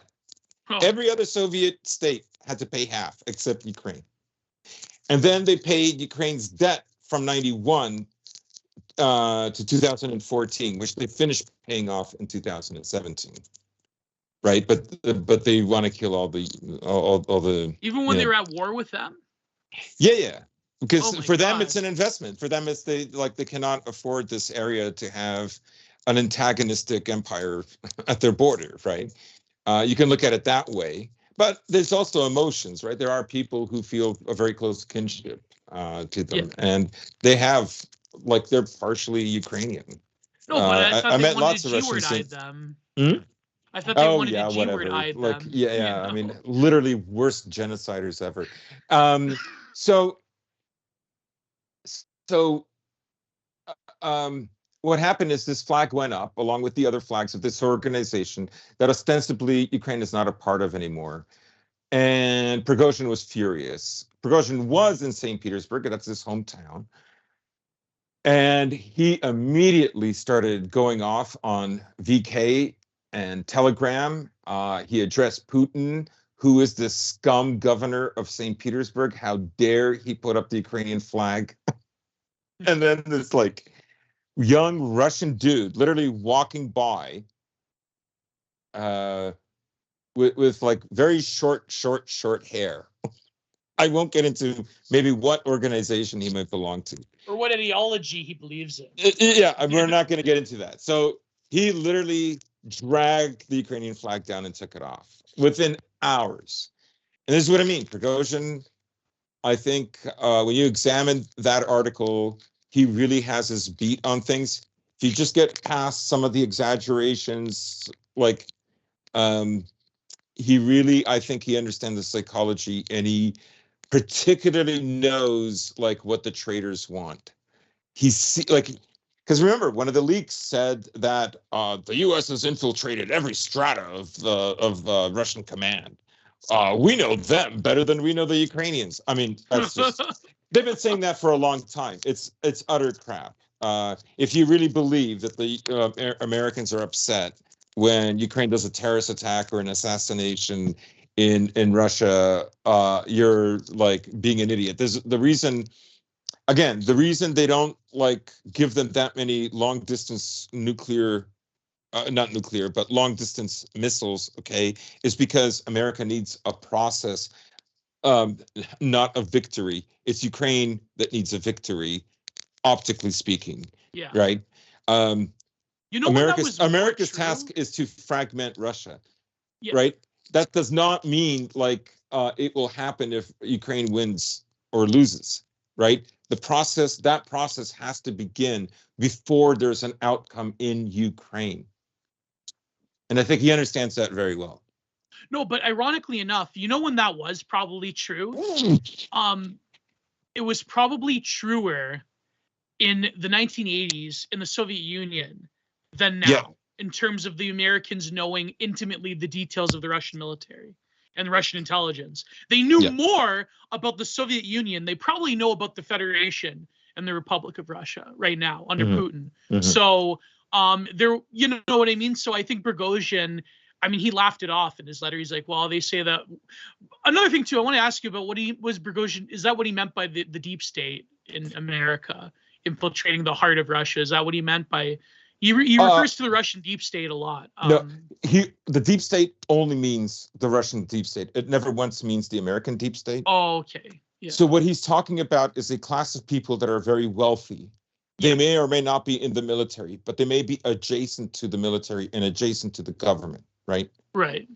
And he's essentially what he's doing is he's outing them, right? He's already one step ahead. Interesting. Yeah. Right. He's already pointing he's already pointing out who the traitors are. Remember, Putin, because when Prigozhin was calling the Russian generals sons of bitches in early March, mid-March, okay, with that whole ammunition scandal, Putin's remarks was, the generals have to get a bit more thick skin. They have to be able to take some of the criticism. Yes, the Americans are going to say, we've infiltrated every single strata, blah, blah, blah, blah, blah. Okay, then cut the land bridge, do something. Cut the land bridge to Crimea then. Okay, I mean, every move they're going to make. Okay, do it. I think make sure certain Kim Jong missiles, explode. Yeah. Prigozhin explicitly describes Russia's weakness that the American statement in the so-called leaked documents implicates.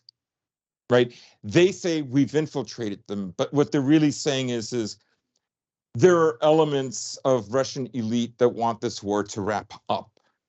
Oh, I see. Yeah. Right? And we might be able to get to them. They write it as, we know every move they're going to make. But really? Right. I mean, well, okay, that's satellite, right?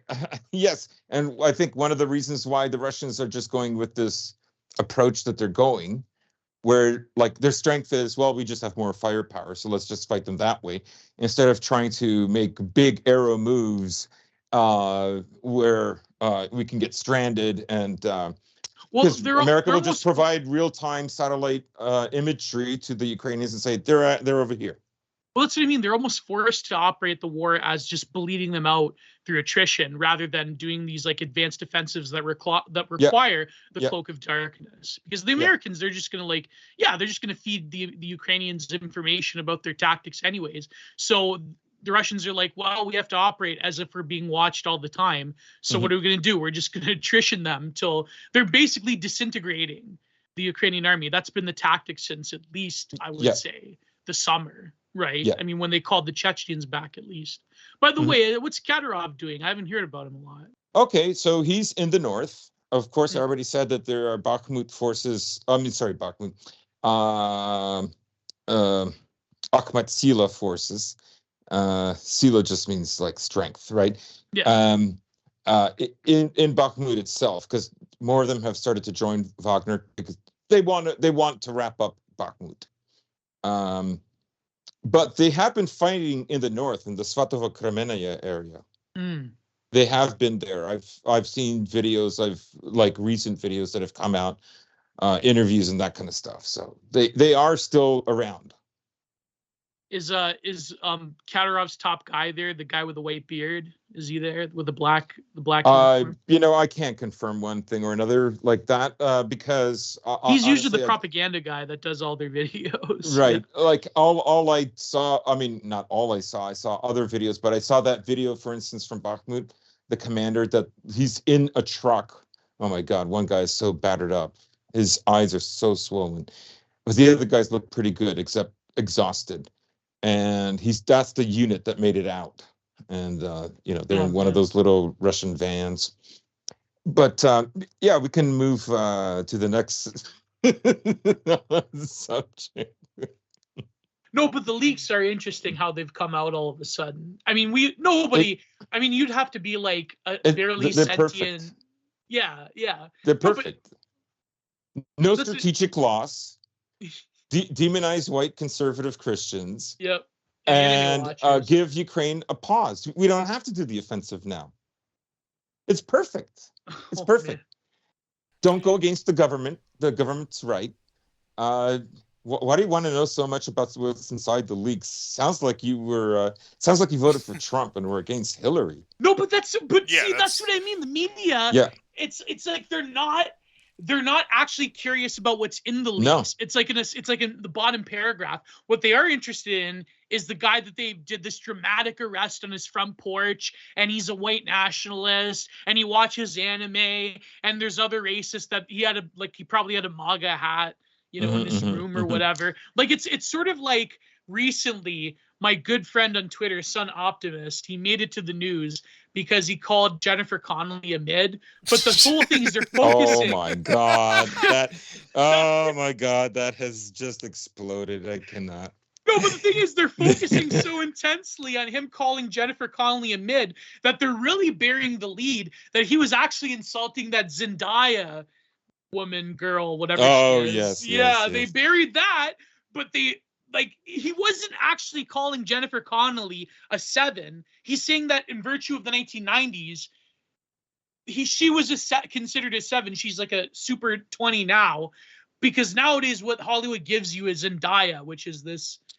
I'm not going to say for YouTube, but you know what I mean. Like, but for some reason they're burying the lead. They're focusing not on Zendaya, but on Jennifer Connelly. I wonder why. Yeah. I wonder why. So it's sort of like this, right? It's sort of like they're focusing so intensely on this Jack. What's his last name? Yeah. That they don't really care about what's in. Like they'll say, I think I only saw like one article that mentioned the 7-to-1 ratio. It's mostly like Twitter weirdos that are talking about it. It's mostly the Glenn Greenwald, all journalist types on Substack that are actually talking about what's in the leaks, right? So well, this is the perfect but again, perfect. the 7-to-1 ratio, that's based on a file that they say was photoshopped by Russians. Yeah. Like it's this. Like I think the other stuff, for instance, they don't have enough tanks. Again, if you're reading Washington Post headlines carefully, because quite honestly, if you're in Telegram and you sub to like the accounts that I sub to, you're going to see these accounts, like you're going to see these publications with direct links, right, where they tell you that they don't, like only 30% of tanks have come in, right? Like there's nothing earth shattering in them. About except half of that, what we cover on the show was contained within the leaks. That's how non-significant they were. And it was the easiest setup ever. You were talking that there's nothing of really any consequence. They can pin it off on the wrong people being in the wrong position of power, even if that is just some grunt work National Guardsman within the Pentagon or whatever. And it allows them to shift to maybe that be Taiwan, maybe that be something else. And I can tell you, this kid that they got, he probably did the act of actually putting the documents out there. Somebody probably put the documents in his hand, and what happened. But I can tell you, they didn't have to go too far to find somebody to do this. Yeah, he's perfect. No. You know what's going to happen? That mercenary Campbell, right? One of his kids in about a year, he's going to be on Trans My Kid, and he's gonna talk about how Jack Takera is a fascist and a traitor to America, because they're going to slam this kid. Yeah. And he's helping Putin defeat Ukraine, right? It's perfect. It's perfect. And that right? the ethos of America my dad died so I can transition. Yeah, exactly. And so the ethos of America has been fighting fascism, because they say like you know that T-shirt. When did the Civil War end? Which date? Oh, who cares? I'm joking. May 10th, 1865 is when Lee surrendered. Losers in 1865. Yeah. Losers in 1946. Losers in 2025. You know, like that shirt, like the ethos of America is fighting, because apparently listen, all of your relatives, all the Americans listening to this, if you had a great grandfather now, if your great grandfather fought in World War II and he used to say off-color jokes at the family reunion, he was an anti-fascist and he would have approved of you transitioning. Look, I'm sure of that. I always he fought the Austrian painter so you could transition. Look, I can't even say it. I always like bringing this point up. Your average World War II vet was Cotton Hill. That's all it is. Like, he knew the difference between Laotians and Viets, but he hated them both. Yeah. You're Laotian, aren't you, Mr. Khan? You know? I love how he was so racist, but he knew the difference between a Laotian and a Japanese person. That was amazing. Oh man, classic. I hope they don't screw up King of the Hill. They're bringing it back apparently. I know they do. I know they are, and I would say I'm not optimistic, but if any reboot were to not be garbage. God. Look, I'm not saying it's. But if they get going to be Judge Control, but if anyone was not going to be bad, it's going to be this one. And if you want to talk King of the Hill, I'll be here for the next 10 hours, so I'll keep my mouth. Apparently, they're bringing back Clone High as well. Really? Did you hear about the scorn? Yeah, they're bringing back Clone. I my brother was into this stuff. I honestly wasn't. I never got into it at all. You're not So. a you're not a Xennial, Goran, like me and Constantine. I mean, I'm not. I mean, my brother is like both my brothers are younger than me, but one of them is much younger, and Yeah, he's technically Gen X, but like really close on the way on the out. border of millennial. Yeah, and he was like into this stuff. Like honestly, that they would both they have like all three of us have very similar sense of humor, but they would try to get me to watch Seinfeld, and I found it. Oh I wow. just wait, and I found it too depressing. Now, eventually, I did it. I did eventually like it, but Fucking boomer. but I mean, really, like I mean, I read a lot. Yeah, I was reading, not watching TV from like a really early age, yeah. like I mean, obviously I didn't have a lot of friends in high school, but I wasn't even 20 when I had like my first Mozart and Miles Davis albums. Um so I was just kind of strange that way, but like I did appreciate, like eventually, like they broke me, and it really is I decided it really is funny stuff. And then the next thing they did is they hate watched infomercials. My brother has like tons of infomercial fails that we would be up late at night in the summer, and like they would just like, it was bro humor all the time because it's only boys, right? Oh my god. Sit down, fag. Just watch it. It's hilarious. Just wait. They might screw up. So it was that. I would stay up late night to watch the first few seasons of Steve Wilkos. So And, like, they know most of all this stuff. I don't. I know what King of the Hill is. I don't know all the intricacies, right? I've seen. I did the math on this one time. I've seen probably every episode of the show at least 13 times. What? Well, okay. You see, back Even when the later seasons were good, where Luann gets pregnant with Lucky's kid. yeah, like That was Tom Petty's kid, number one, and number two. It was just one of those things where they would like play the syndications on rerun. I would DVR them, and every morning Yeah. before, like whether it was in the summer and I was doing stuff then, or when I was in school, I would always sit, take the time. I was usually up early, so I'd take the time, watch a couple, and then I just kind of fell into it. And doing the math, judging on how long ago that was, it was probably about. I've probably seen every episode at least 10 times, some up to 13, 14, 15 times. I probably watched every old Simpsons episode like 10 or 13 times. Yeah, I could probably realistically. I mean, up until like season 9, 10. So, I mean, the new anything after past season 10 is trash. So But you watch The Simpsons. Yeah. Let's just keep it simple. You watch The Simpsons. Yeah. I mean, you know what's funny though is that I could think of like if I went down like certain turns in my life, I could have been an irony leftist. Like if I discovered something awful, and like I'm such a fan of like references to old Simpsons, I find them funny. And so like I'm like, fuck, I could have been an irony leftist. Oh my god. I could have been like Garbage Ape. Oh no, please don't. Sorry, one of my brothers has asked me if he wants to talk about the Uyghur World Congress that's taking place right now. Oh man, that's happening. No, he's not serious. He just laughs at this stuff. Oh, you're back up. Guys, do you believe in Han supremacy? What's the War Report take on the Han supremacist question? We both, I think, have mixed feelings. Yeah. I mean, at the moment, it's good for Russia, Yeah.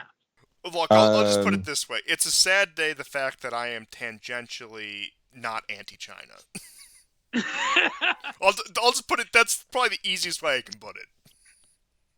Constantine, go to any one of your boomer relatives that watch Fox News and ask them about China. Come to think of it, like I don't, like I don't, China is, as a country, projecting its cultural power, is like probably the weakest one ever. Like, Yeah. that's it. I think it understands that about itself. Nonetheless, people write all kinds of articles. We're going to be like China in 5 years, and it's like, yeah, maybe. I mean, on a cultural level, I hope not, but it won't be because that's what China wants for us. It will No. be because, we've been talking about this all night, right? And that is like war brings into sharp relief who the sovereign is because peacetime conceals it. And that's why basically journalists, when they're threatened like this, and again, the real inauguration of this is when Trump was elected. That freak out has everything to do with this war. Yeah. Um, and that's why I've always maintained that like there's the possibility of change in America is more rooted in like external events than domestic events.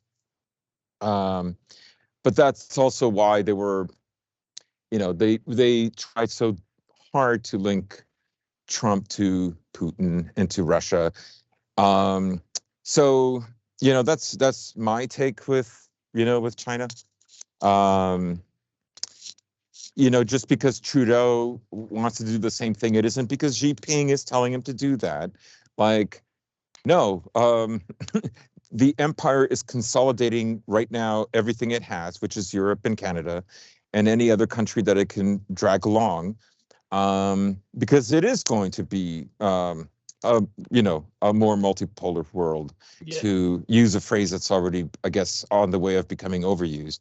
But that is the case, and I think they recognized this years ago. Um, and that's why we see, not to just repeat myself over and over again, why journalists are so one-sided. Because in a sense, the war already started in 2016. Yeah. Oh, definitely. No, I think that it goes back to, like, briefly, let's to go back to Prigozhin's letter. I think that the Russians understand, and the Chinese do as well.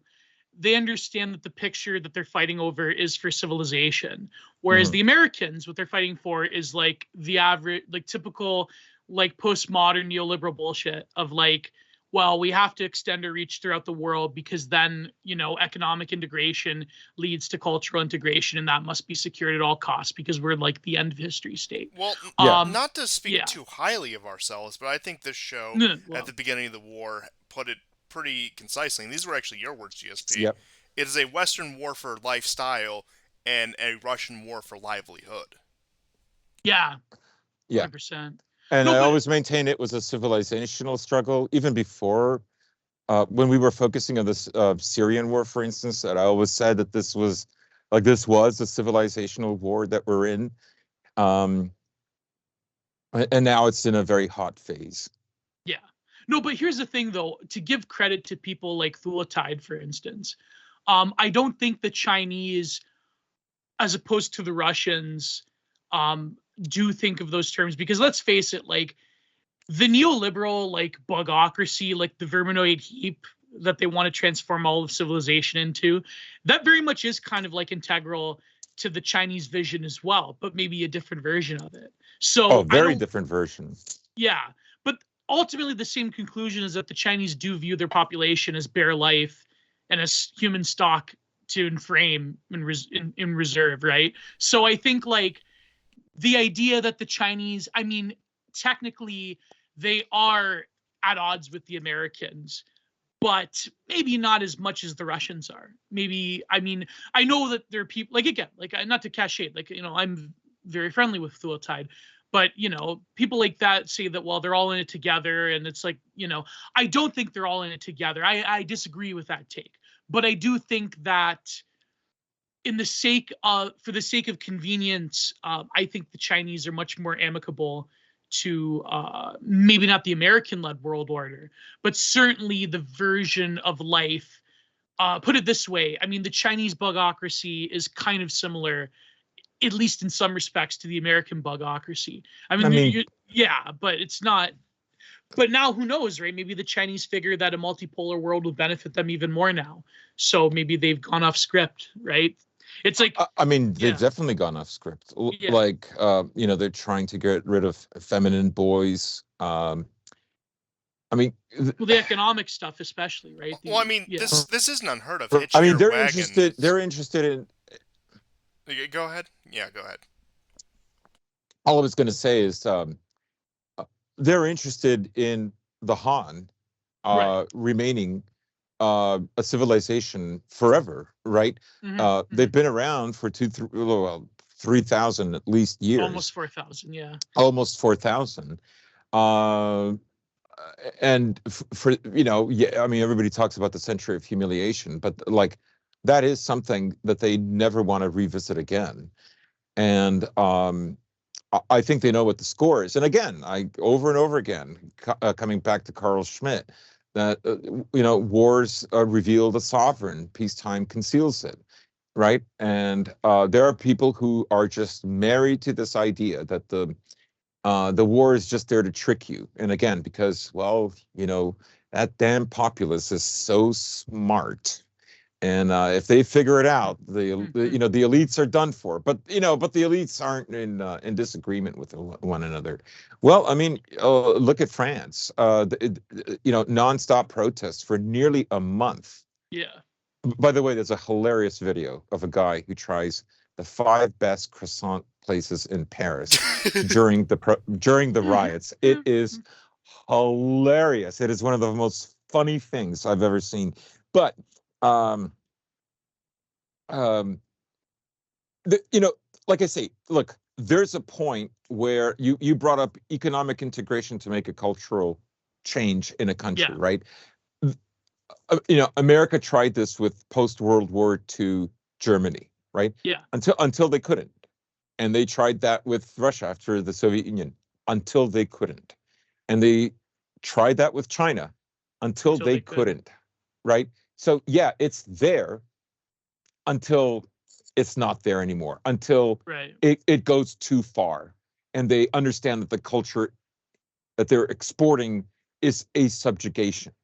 They know very well what this is about, and the choice that they're making is, I may have to be poorer in order to save my people or my identity going forward. Right. Because But it's we a can't conceive of it in those terms anymore in North America. no. I mean, some people can, but not like the average normie can't. I mean, we don't believe in a civil. We really do live in a post-civilization world picture when you think about it in those terms, Yeah, right? yeah. Yeah, yeah. Sorry to cut you off. Go ahead. Go ahead. Gordon. No, that's all I had. No, but Constantine, what do you think of the Chinese situation? I mean, I'm looking maybe from things of like the American, like the North American culture war. Like I know there's, for example, a faction on the dissident right or the right that are like, you know what, the Chinese are bugmen and they're not our friends. And they, the indomitable European spirit must go on, and that actually that's alien. Which I mean, there is a case to be made I mean, that the Han spirit and the Indo-European spirit is much different, obviously. I will But put it yeah, that way. China is a completely alien civilization, but as it stands now in yeah, my personal interests, China opening up lithium mines in Africa or developing oil wells in Iran has very little impact that's on pretty me. based. I mean, look, I've said it before. You can love China, you No, can but then hate there's the other China, side. There's like the but right wing third worldism where like China's based, right? So it's like you can't win either way. But I sorry, mean, go ahead, you Constance. can Sorry. love China, you can hate China, but you have to admit their policy is effective, where they're Yeah, investing money, they're yeah. seeing a return on investment, and look, you can theorize all We about didn't care about China. Africa. I mean, When was the last time we cared about Africa? 1996? I mean, Not I mean, even. exactly. It goes back to the British show up, they give us a lecture. The Chinese show up, they give us a hospital. Next thing you know, British guy saying, "Well, how do you think you're gonna pay for that hospital?" And just really falling right into the narrative right there. But just to give my general thoughts on the Chinese, I do agree they are an alien civilization. A lot Yeah, of what is said about them is true. But at the end of the day, I don't foresee them really exporting that on the same scale. Say, for example, true. America exports the LGBTQ CIA gay disco to just mix and match a bunch of terms there. And I think the Chinese are, above all, pragmatic. At several points, I'll admit, even during this war, I thought there's a very real chance of China flipping, that the economic Yeah, me pressure and too. incentive might be enough to get them to flip. But at the end of the day, while the Chinese are they certainly punch above their weight in the world, and they certainly have their global influence. At the end of the day, Mhm. it's really hard to view a foreign civilization as a civilizational threat when the Yeah, civilization you're in is in the state that you're looking at right here. true. The elephant in the room, should there be a potential conflict over Taiwan regarding the Chinese, Oh my. is the danger that the West will find itself in, okay, will be manifold bigger than even that with Japan. And that is, there are enormous Chinese populations all throughout North America Look here in Canada. and Europe. Yeah, like 5% of the Canadian population is Chinese, right? Now, the percentage in the US is less, but overall it's larger. Right. So you're talking about millions of people, and there are millions of them as well in England and throughout the UK. Right. Imagine a war starts. Right. Uh, Imagine um, the kind of sensitive diversity issues that you're going to run into should that happen. Oh yeah. Right. And I never hear anybody talk about this. Right. Like, what are they going to do? Right. I mean, Are they gonna America. put them in camps like they did to the Yeah, Japanese? Yeah. yeah. Yeah. What do they? I mean, they have to go through a humanization process, right? They already did that with Russia, right? You can, and I always said this, right? Oh, Like it's easier to do with the Russians though the because part they're of, what? Yeah. yeah, because they're white essentially, right? So it's easier to do that to them.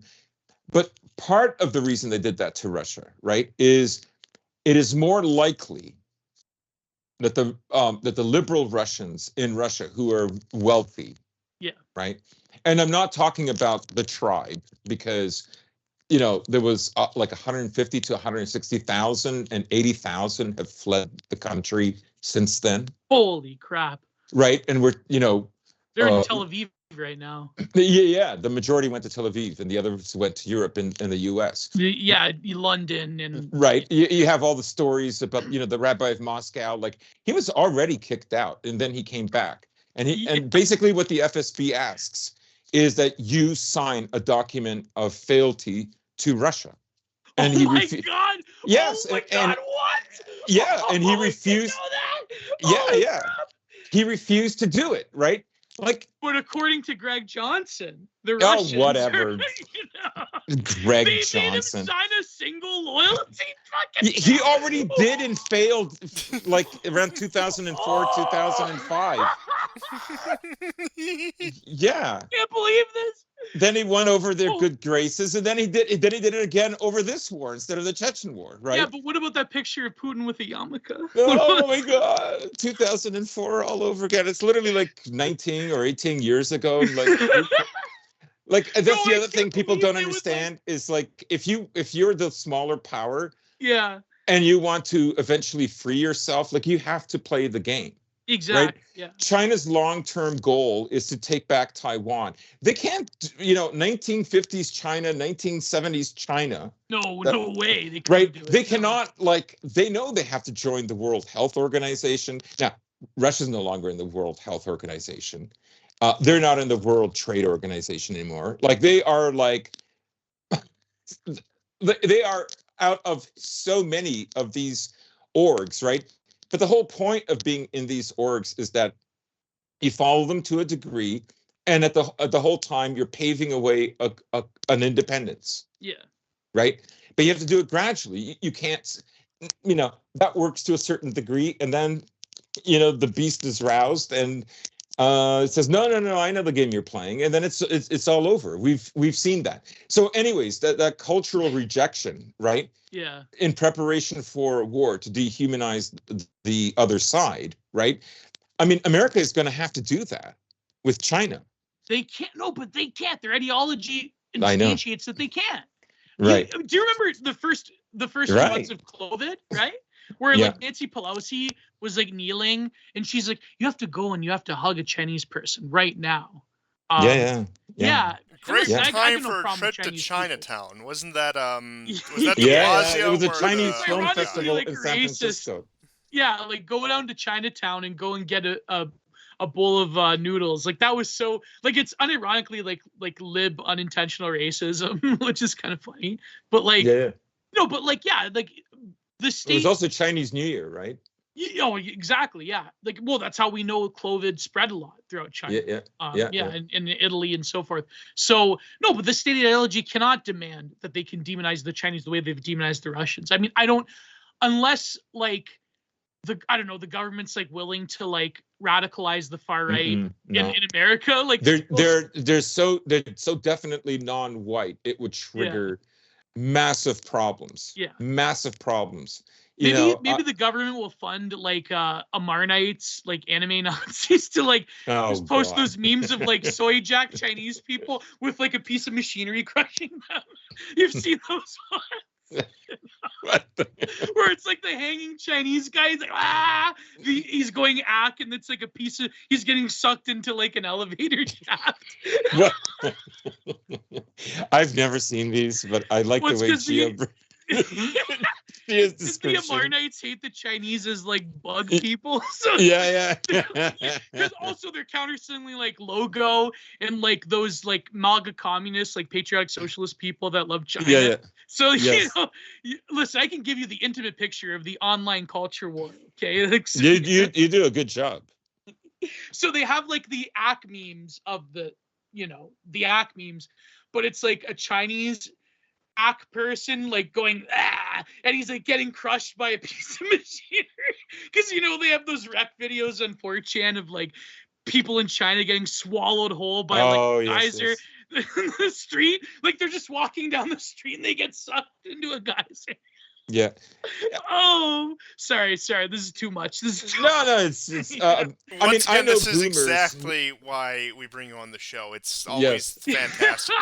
We There's a love lot it. of You our enlighten me listeners so love much, it. frankly. You tell me so many things that, despite being in all of these same circles, I do not know. Yeah. No, they're boomers that watch, like you were saying, they're boomers that watch rec threads from China. Like, see, Chinese can't do anything right. Like Fox Yeah. News boomers, like going on 4chan, watching a rec thread, and like half the videos are from like Shanghai of like some poor woman that's getting sucked in by an escalator. I'm gonna watch a nice Z hand video. I'm gonna brush my teeth, and then I'm going to bed. Good night. Or that one. Do you remember that one guy? That one guy from China, he like followed everyone on Twitter. He followed me actually. It was a video of like eating bugs in like this industrial park. It's like eating My sea God. bugs. I have. I mean, I believe you. I've never seen this. They're like well, I sea mean, I'm bugs. not. I can't really interact on Twitter because I'm suspended. Yeah. I can't Musk comment hasn't or changed like. that yet. No. You gotta file for appeals, bro. They fear they'll him. never. He's too powerful. I'm literally too powerful. Yeah, that must be it. No, but you were saying about like I like how could you sell hatred of the Chinese to the Americans? It's going to be. I mean, they really got themselves in the. So who was playing who this whole time, right? No, because the Chinese, Chinese students come to our universities, right? Yeah. Right? Like, what do you like? Okay, so you better start working on that demonization process. My university had a cultural center that had a statue of Confucius in the front, a green bronze statue of Confucius. So yeah, the infiltration is real. But like, how can you sell that there's foreign agents in the Chinese in America, in North America? I don't know how. I'm sure it's true to a degree, right? But it's always we're always talking about degrees. I tend to think that conversation is really there to put to put Chinese people on edge, so that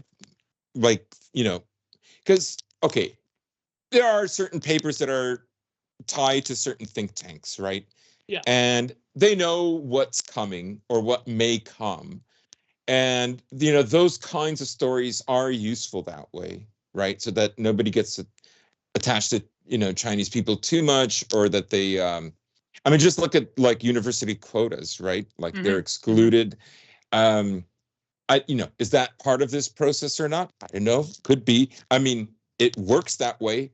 All you can argue about is the intentionality of it or not, right? But it's I just think- that's the elephant in the Yeah. room that I've thought about for a long time, but have never said The anything university about. quote is, I think, it could have an unintended effect of demonizing Chinese people. But also, I think in that case, we all know why Yeah. they exclude Chinese people from universities, because they have to have other types of people go in those programs. I mean, we Yeah. all know why. I mean, it's not. I don't have to say it. You know what I mean? Like, we all know why they discriminate against like white men and Chinese men, even Chinese women. They discriminate against. Yeah. In university, we all know why. So it's no, apparently, oh God, did you hear recently that there's going to be a Floyd 2? A Scala, I just saw some of a that. scholar that was knocking on the wrong door. And Oh boy. yeah. Constantine, did you hear about that? Are we that close to an election cycle already? Yeah, that's what it is, isn't He it? knocked on Right? the wrong door, Constantine. This could be the off ramp, honestly. Like this could be yeah. this could be how people forget about Ukraine. A conversation about racial relations in America. People of Yeah. color cannot Racial knock politics. on the door. See, I'm already auditioning to abandon the show and get a gig on NPR. That's what the voice is about. Okay, I know which way the wind is blowing. It's been nice knowing you guys. It's been a real fun time, but I gotta look out for myself at the end of the day. Well, hey, if Angela Davis's ancestors can come from the Mayflower, anything's possible. That was such an amazing video. Like, I remember Prude really loved it because, like, Prude, like, he actually saw from his university, like, he saw Angela Davis in person, right? Like, a few times.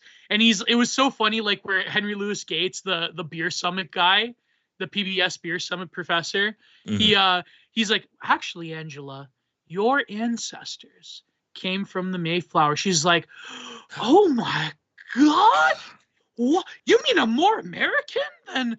Oh no! Like, she's like, you could see like the thought go in her head, like, holy shit, I actually am an American. I'm not like. Yeah. I saw that. It was funny. Angela Davis. More Actually American read a book than on prison abolition. a lot of people, come to think of it. I mean, hell, Trump is only like second, third gen. Like, Yeah. Isn't he Irish German? What is he? German? Scottish German, and like not like old stock American Scottish, like 20th century Scottish. No, that's why they freaked out when he was like a bit of his like New York like sort of New Yorkese came out. Like he got into trouble because he like, I think he said paddy wagon once. He like called it the paddy wagon. So like all the Irish people, because the Irish are like libs now, right? So they all like freaked out. Well, no, that's Trump. the horseshoe theory. Like the extremes of American politics are both dominated by Irish diaspora, and that's not a theory. That's a fact. Don't question it. It's true. That's why Joe Biden is based, apparently, because he's Irish Catholic. So I call them the other Jerrys. There are two people who have a lot of power in America, and they both, not the same, but they both have a lot of people named Jerry, and that is true. They love that name Jerry. You know what's funny is that us Italians became more based after 2016. Like, we voted for Trump. Yeah. Like in Long Island, But then like the Irish, they went lib. Yeah. Like, yeah.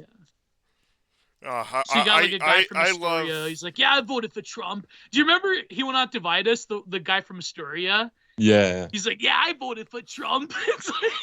Wonder what happened to him. You remember the guy? I still can't believe the story of Shia LaBeouf. He converted to Catholicism. Yeah, and he married what's her name? Mia Goth.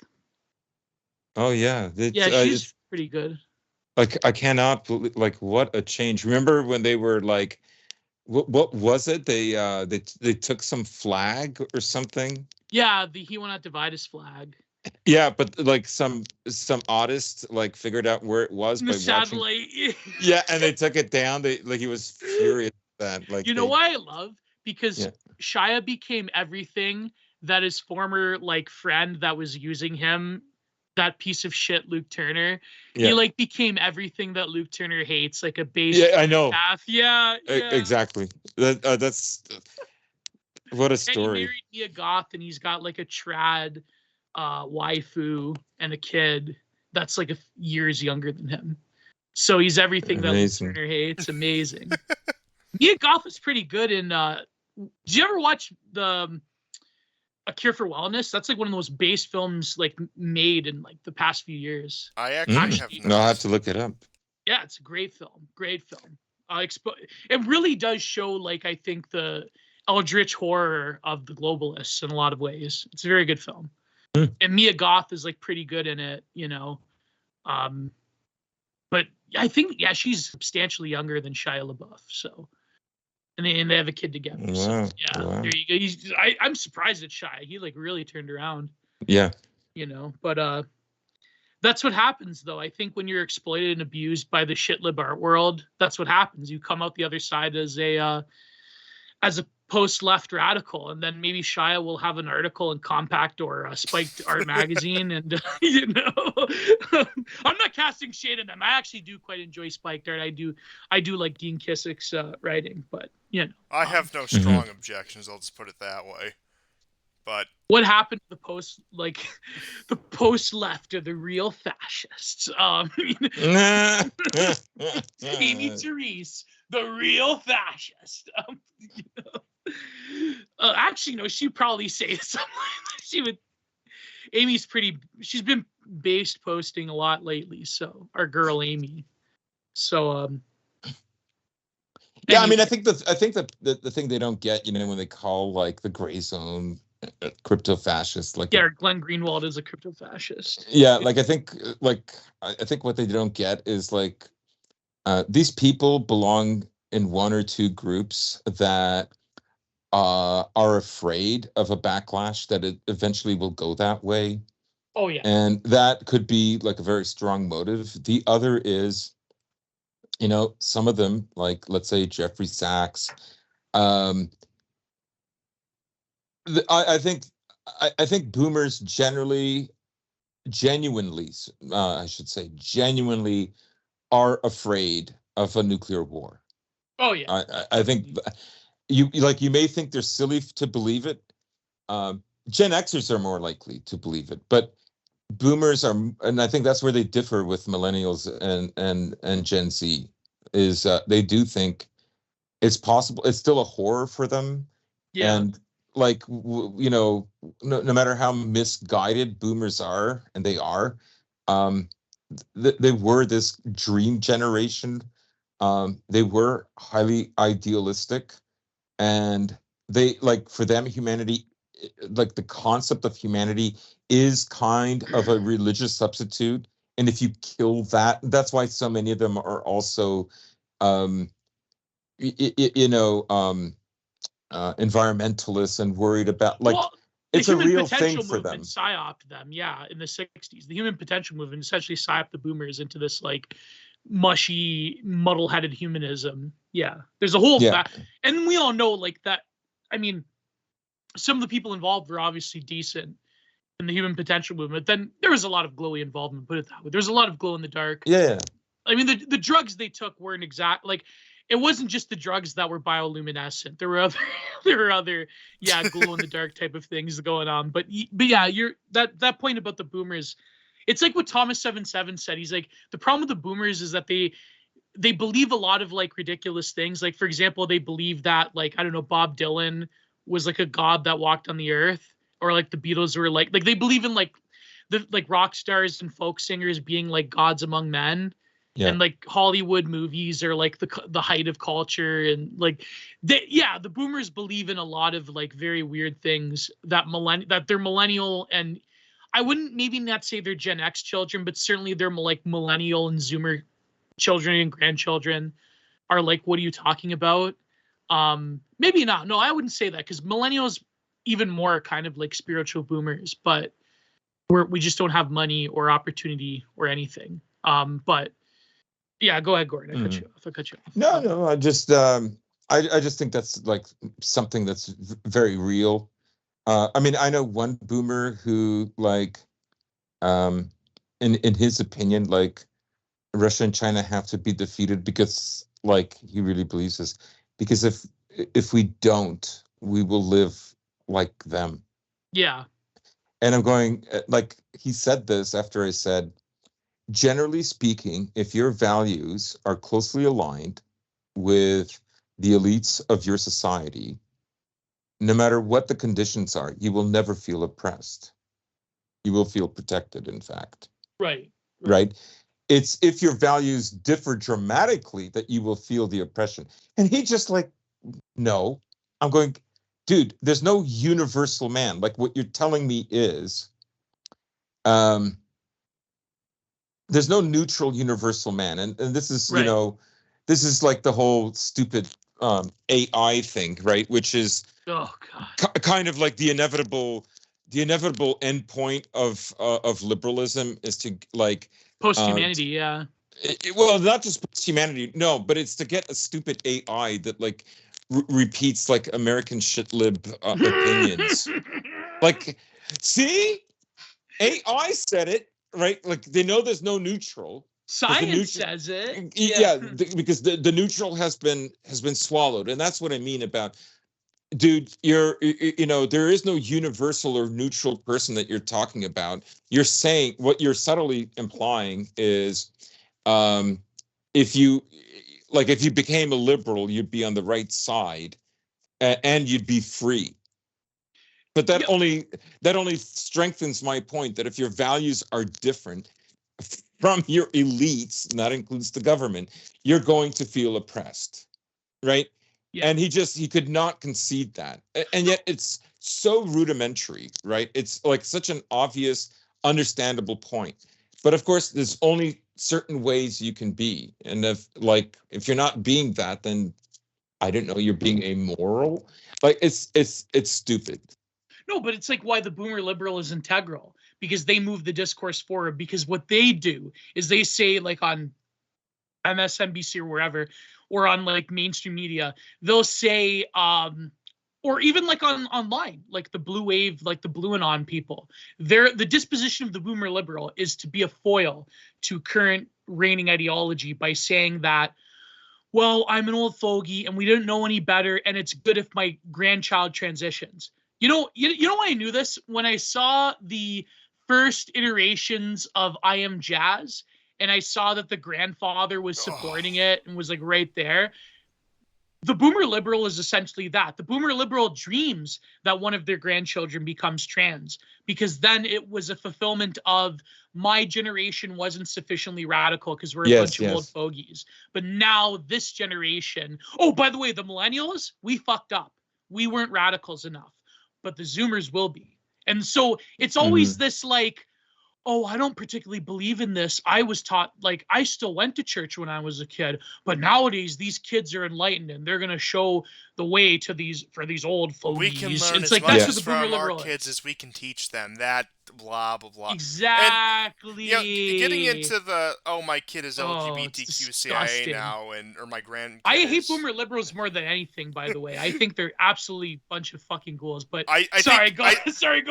Honestly, I think you're onto something, and I would love to have an entire show dedicated to that, and perhaps we can arrange that. I'll hammer out those. The boomer liberal truth regime. We'll have a show about that. Yeah, there's actually I have some just housekeeping items off air that I international news. We forgot. I won't bog them down the show here, but yeah, get something like, oh, my grandkid's part of the LGBTQCIA Rainbow Coalition, blah blah blah, and then you also see it with the. My grandson took me to a pride parade. I guess you could say the racial self-resentment angle, where my granddaughter is marrying a Nigerian man. I'm so proud to have diversity in the family. Or even to go to the more extreme example, well, you know what? They may have mutilated my daughter and spread her remains across the cornfields of Iowa, but them taco trucks, man, make it all worth it. Yeah. I don't want the brutal murder of my daughter or son to be used by the racist alt-right. They still call it the alt-right, No, but it's sort of like the boomer liberal who, like you were saying, even like conservatives, like look at Nikki Haley, like her daughter marrying a Nigerian guy. No, but it's like that's the thing. Like anyways, we were one last thing before we move on to the international news. I remember I was listening to the show, and I was with my old man, and there was at one point you said, Goran, about, like people can say that like Joe Biden is like creepy Brandon, he's like demented and he doesn't know what he's saying. But there are people within the Pentagon, there are people within the White House, there are people within the American deep state that do have their marbles, well, at least in part, and that do know what they're saying and actually do believe that what Joe Biden said. And he said it. He dropped the kayfabe, right? He was doing a fucking Paul Heyman pipe bomb, and he didn't even realize he was doing it. For you wrestling fans that know what I'm talking about, he said that America will never let China go above America, which is really an insane statement when you think of like from a Spenglerian perspective, when you think of the forces of world history, that really is like a terminally insane, deranged statement.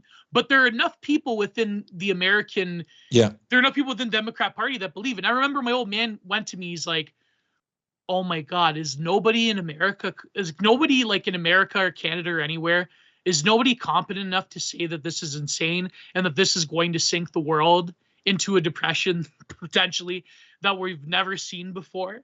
Like, like as much as you don't like the Chinese, if you're like a boomer, if you're like an Amarnite or whatever, if you're like one of these people that hates the Chinese, you have to realize that to go to war over fucking Taiwan and to think of the economic integration, which is China, their land. Yeah, which is their land. I mean, I hate to say it. Listen, I know the Taiwanese, they're nice people, okay? But I'm sorry. This is global power politics. I don't have to fucking read John Mersheimer to know that China is eventually going to own Taiwan. It's a foregone conclusion. Look, these people have wanted Taiwan for 400 years. If we're on the topic go ahead, Constantine. If we're on the topic of boomer liberalism, I think we have to realize all the land is our land. We need to share it with each other. That's right. That's right. Land is your land. This land is my land. And we're gonna. I can't genocide you off my land. I hope everyone appreciated that joke because that brought me great physical pain to say that. I am so disgusted with myself for saying that even in any context, but I mean I do think once again the boomer liberal thing it touches on so many points, but once again, who are you going to convince to go fight on the bloody shores of Taiwan if China does decide for reintegration? And that's assuming there's even a war over this, because it's unpopular, but I still maintain that there is a very realistic chance the Taiwan dispute is solved politically. And that factions within Taiwan, particularly the KMT, you wouldn't think it, but looking at the modern state of the KMT, that there could be some sort of reconciliation between Taiwan and mainland China on a diplomatic level. Yeah, it's possible. I mean, today the U.S. sent 200 Marines to defend Taiwan. Oh my God, really? Yeah, they did. They up like they're going to try like a slow creep. That's also something interesting that was revealed in the leaks that everybody kind of already knew, and people were already saying this. But the leaks, as far as Ukraine were concerned, said that there are 100 U.S. Special Forces in Ukraine. Like, wow, just 100? Just 100. Like, I wanted to ask you, speaking of which, the bunker, do you think it really murked a few American generals? I mean, the story it's not going away, and America's not addressing it. The Ukrainians will not talk about it. Not that I've seen. I think it's totally possible. Like, I don't think that was the first time that happened. No, in the beginning of the war, this happened where they murked 400 foreign mercenaries. There were 2 occasions, sleeping. And the video of that time came out. I'm not talking about like the hard wall roof base that was hit on the 10th or 13th of March. I'm talking about the one with all the tents. Yeah. Right, and so I think this already has happened. I don't know about that recent one from 2 weeks ago. I just don't know. Like, it's possible. Nobody's going to know, really.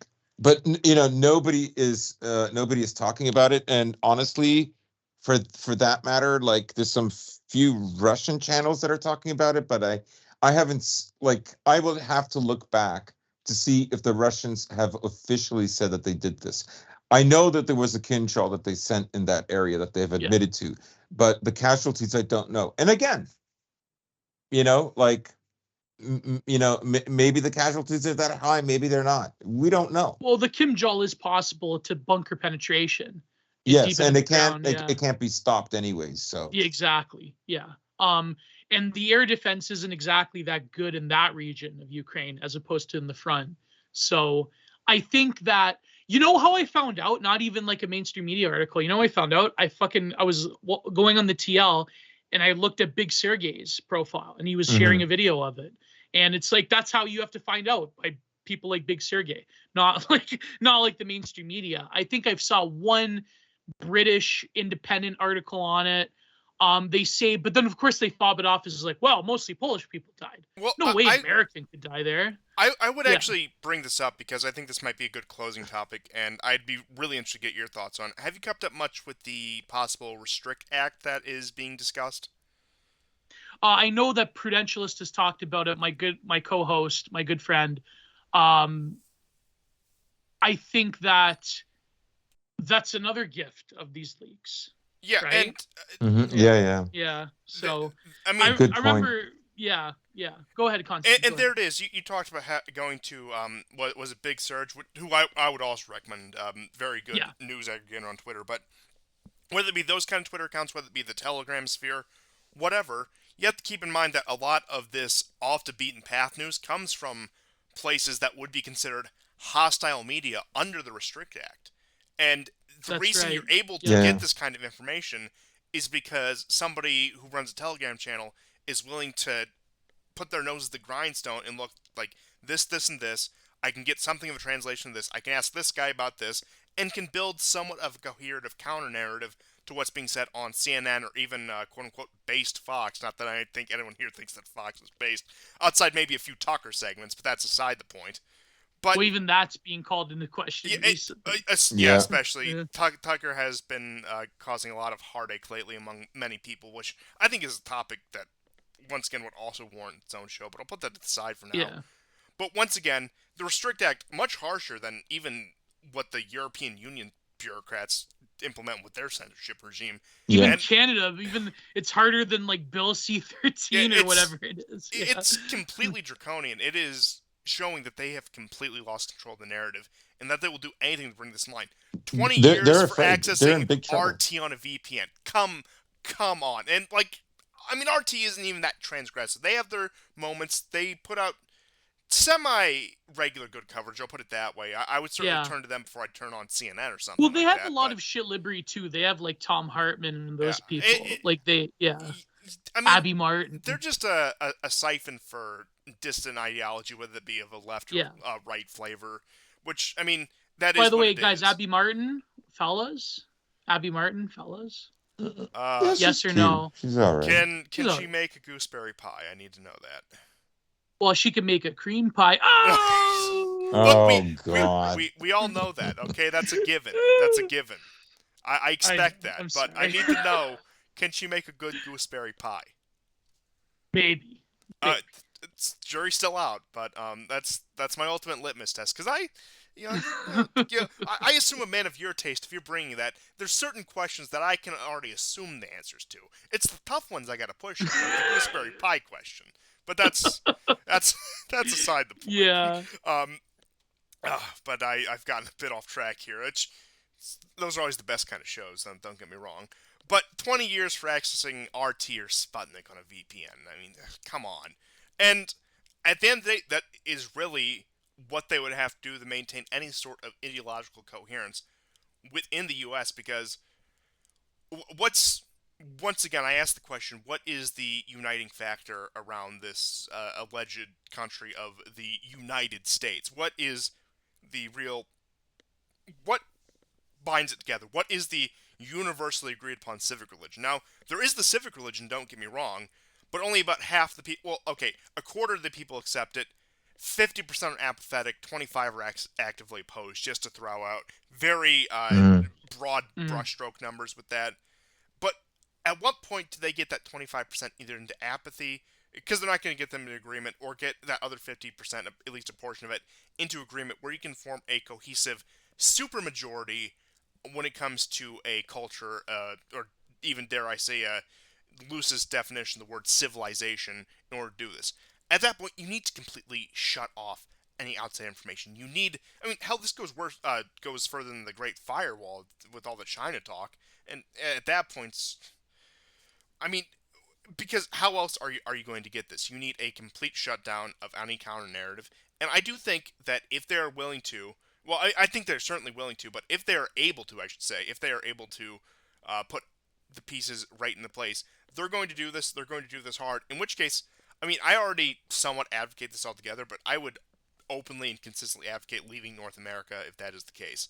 If they do push the Restrict Act, you're better off dealing with whatever nonsense the EU Commission is trying to shove down your throat at that point. No, not that I put draconian moves past them either, but looking at the situation on the ground, it's better to deal with just about any other censorship regime at that point if the Restrict Hmm. Act does go through in the U.S. Yeah, I mean, all I've witnessed the last 7, 8 years is like, preparation for war, and I'm kind of proud of our show last, in 2021 when we were saying, you know, COVID is a fake emergency preparing you for the real emergency. You know what else we And predicted in it's a 2021? it's a friend enemy distinction act. Oh yeah. And I even said they're probably doing algorithms on this to see how many people who didn't buy the COVID narrative also don't support Ukraine. Yeah. And lo and No, they did that behold, in Canada. they Yeah. did. They did. The UK did it too, Yeah. right? So If you didn't get the funny juice, then you probably are an evil fascist that yeah, hates Ukrainian liberal people. Yeah. yeah, because the vaccine really was an act of fealty. It was really like your way of saying, Well, I called it the sacrament to avoid yeah, censorship. it was a Remember? sacrament. Yeah. Yeah, like I mean, the real crazies were like, um, I totally believe in you. You're great. Thank goodness you came along. Your vaccine is probably helping me endure Trump. Like whatever. That is their mentality. Yeah, the boomer liberal mom. Yeah, He's not even right wing. Like what? Like Blumph? Are you serious? Oh my God. Oh, He's that's another thing. Should we talk about he's still 2024? upset. He's still upset that he didn't get credit for the vaccine. Like that. Like oh wow, Operation Warp he's so Speed, so based. successful. But you know what else this show predicted in It's 2021 great that I vaccine, need the to best. brag You about should take again? it. Mm, This show predicted Yeah. the Nord Stream demolition. Go back to September or October yeah. 2021. Oh yeah. We said that I explicitly said that on air that they Yep. will You at did. some point, if they're desperate enough, turn to demolition of Russian infrastructure, particularly the Nord Stream pipelines. But I just need to hammer that point home sometimes. But Hmm. as you were saying with the Trump news, I had a feeling you had some strong thoughts on that, so I want to give the floor to you on that. Gio. No, I was gonna ask. There is no recent Trump news beside. Well, I mean, there is one business that they're trying to smear Trump with, but I'm not. I'm going to avoid Oh this yeah. recent news because of certain being a impartial voice in the e-right. I have to sort of maintain my objectivity. But no, I was going to ask you to. I think maybe it's too early to talk about 2024. I think Never too maybe early. I by mean, look, if they're pushing yeah. another race relations incident, then it's not too early. The season has been rung in. I think by the summer we'll probably be in a better shape to talk about 2024, in my opinion. We'll see what happens. But I think that it will probably be Trump in terms of the nomination. The whole like persecution thing in New York, that's a bunch of fucking bullshit. I mean, that's not gonna Yeah. we all know. I mean, that's pro wrestling. I mean, that's like Vince McMahon that's doing the booking. It's no, actually, it's Ole Anderson doing the booking in AWA. No, it's not like the whole persecution thing isn't going to go anywhere. In my opinion, they're going to let him off, or they're going to linger this court case until 2024, and magically around, I want to say September 2024, they're going to let Trump off. No, not before then, though. Mm, Okay, you can record. We're recording this, so if my prediction pans out, then you will know that I am a super galaxy brain genius. No. I mean, I think that what they want to do is they think not even that this is going to weaken Trump in terms of the election. It's really just a humiliation ritual. yeah. That's what it is. This will actually strengthen Trump when it comes to the election, because all like the MAGA chuds, they'll be like, "Well, we're right. They were persecuting him." So it's not really going to do anything in terms of that. But people have already forgotten about it, I've noticed. Mhm. Do you guys want to talk about this thing in Sudan? I'm not aware enough of the issue. Yeah. So it's quite interesting. What side is based and what side is globalist and cringe? There are two sides like that, but then there's a lot of intrigue because there's a potential split between Russia and China in this. Okay, so the president of Sudan, I would say about a year and a half ago, Constantine. Yes. They made an agreement with the Russians to allow them to build a base, and then that was nixed. And then, really without warning, a few months ago in February, it was announced that, in fact, they are going to make a base. And then Blinken said, if you do, there will be a lot of problems. And I think 2 days after Blinken stated that, I cannot recall if an American dignitary did visit.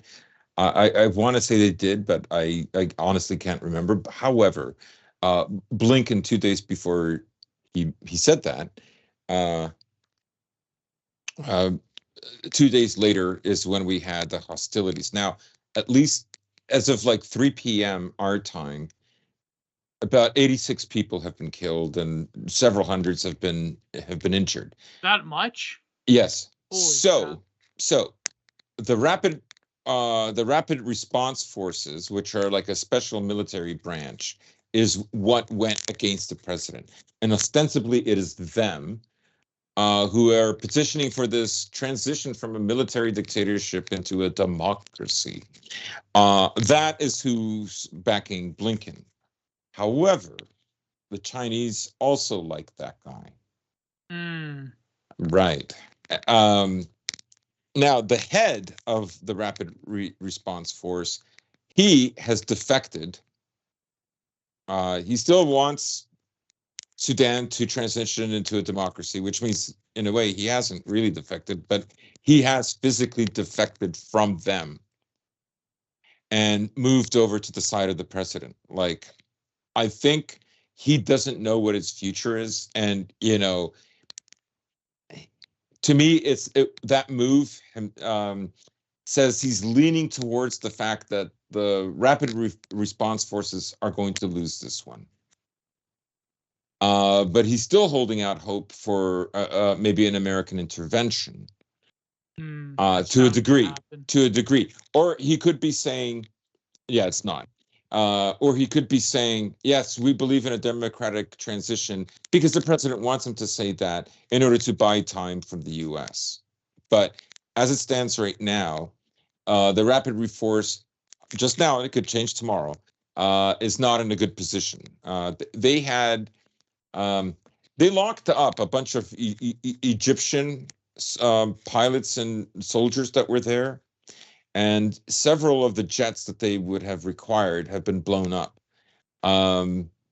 There has been a lot of fog of war about how successful the rapid response org has been, but I would say if the leader has switched sides, that's going to put like the rebel forces in a bit of a pickle, right? And you can extrapolate further that if Russia says, we've got several Wagnerites in Africa, we could deploy them to Sudan if they're not there already. Which they probably will be. I mean, They probably will sure be, and that will up the ante for the Americans. They will have to try to respond to that, right? Sorry, Ukraine, we can't give you the. We're gonna need these helicopters. So now the Chinese, well, I mean, Russia could probably solve that problem diplomatically. And Yeah. I'll be honest, I do not know the extent of the goodwill between China and the now rebel forces, or what we knew as the Rapid Response Forces. China might sit this one out for all we know. It's still very early. Well, aren't the Islamists a part of these rebel forces, like the Janjaweed? Aren't they? Don't they constitute this rapid force? I'm reading, or Yeah, no? I do think there is that. There is that divide. Yeah.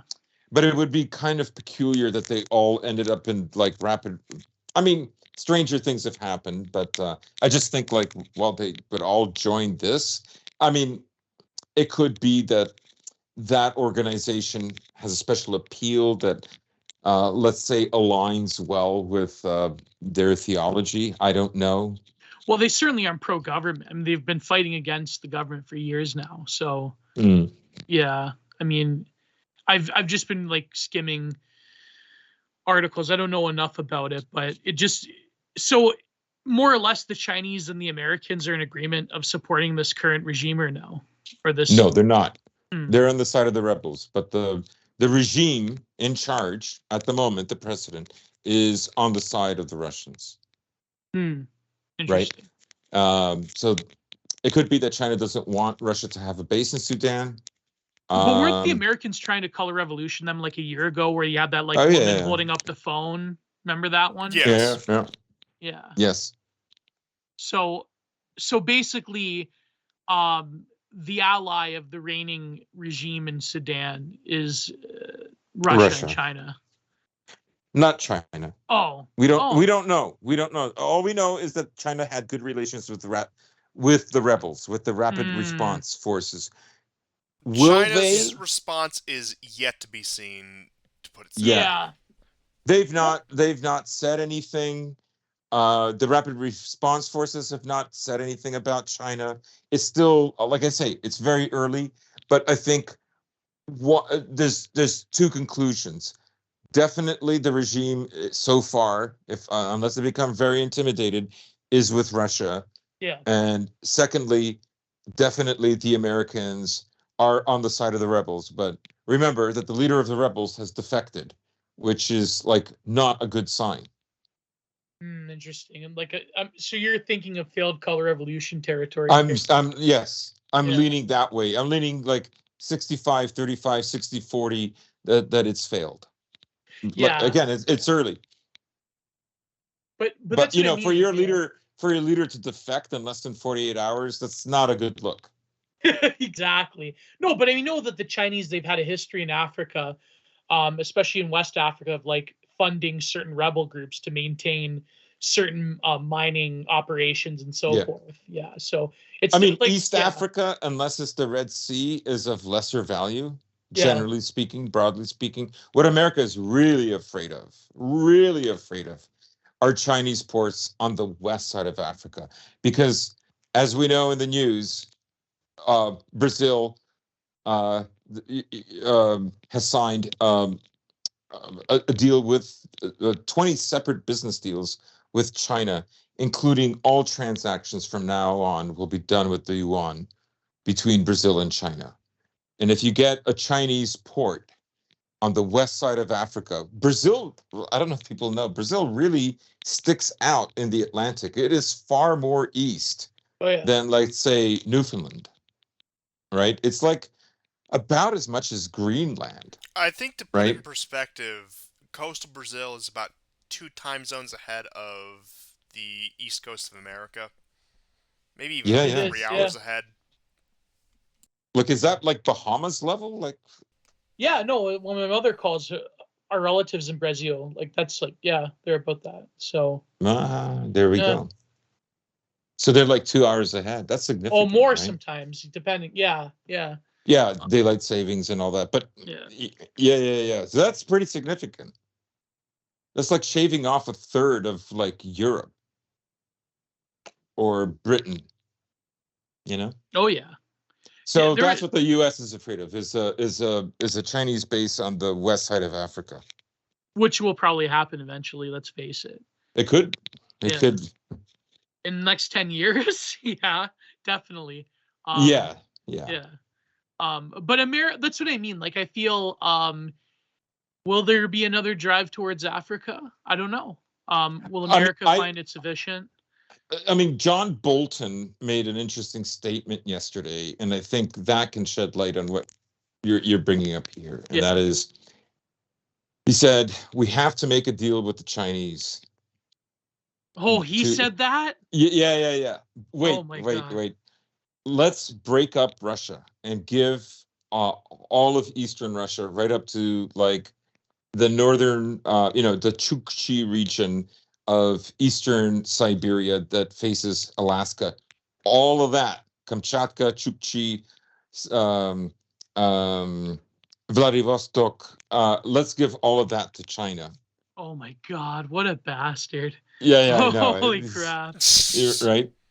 Guys, look at our track record. Would we lie to you? Do you think the Chinese would do that? They'd sell out the Russians like that? It's not that they. I mean, they're.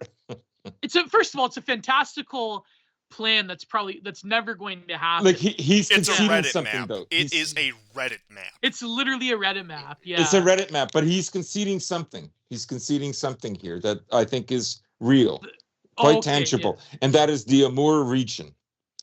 If I'm not mistaken, somewhere around the Amur region and further east is where the Power of Siberia pipelines are going into northern China. Yeah. Okay.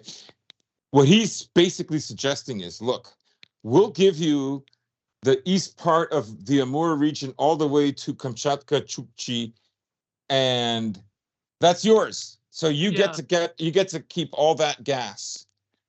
Like, you'll own it. And all those people are half Chinese anyways. I mean, they're not. Well, I mean, according to Wignats and Telegram, they're all Asians. So. About 81 or 82% of the people in Russia are Russian.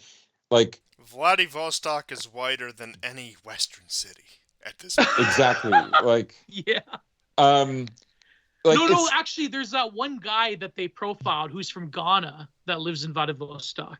Yeah, so there you go. Well, that's like some real mass migration. If you count people, if you count all the people in Russia who say they're Russian or they're European heritage, right?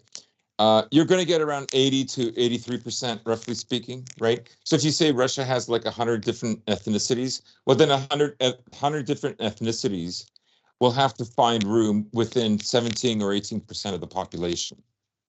Yeah. Okay, so, I mean, the biggest ones after the Russians are the Tartars.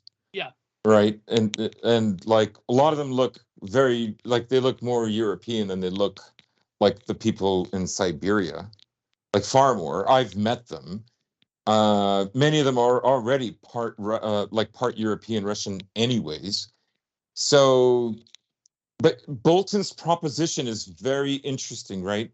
He's very clever because he's basically saying, hey, you guys, because he knows what they're afraid of, right? Like if we take down Russia, I know what you're afraid of, China.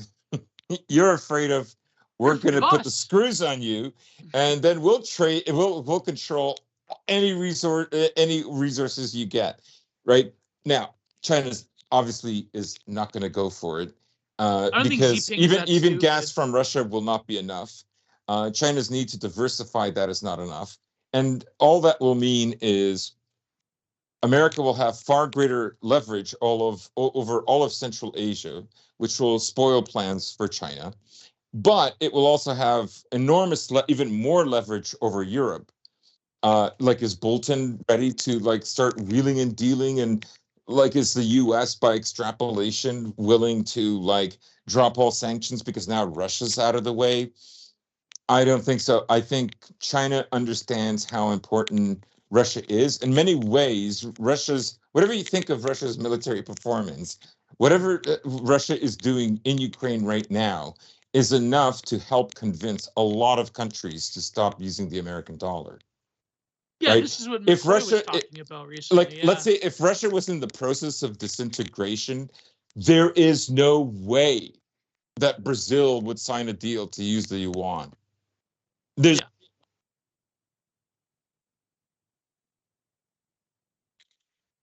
Oh, you there? Yep. No, Just yeah, exactly. dramatic pause. Oh shit.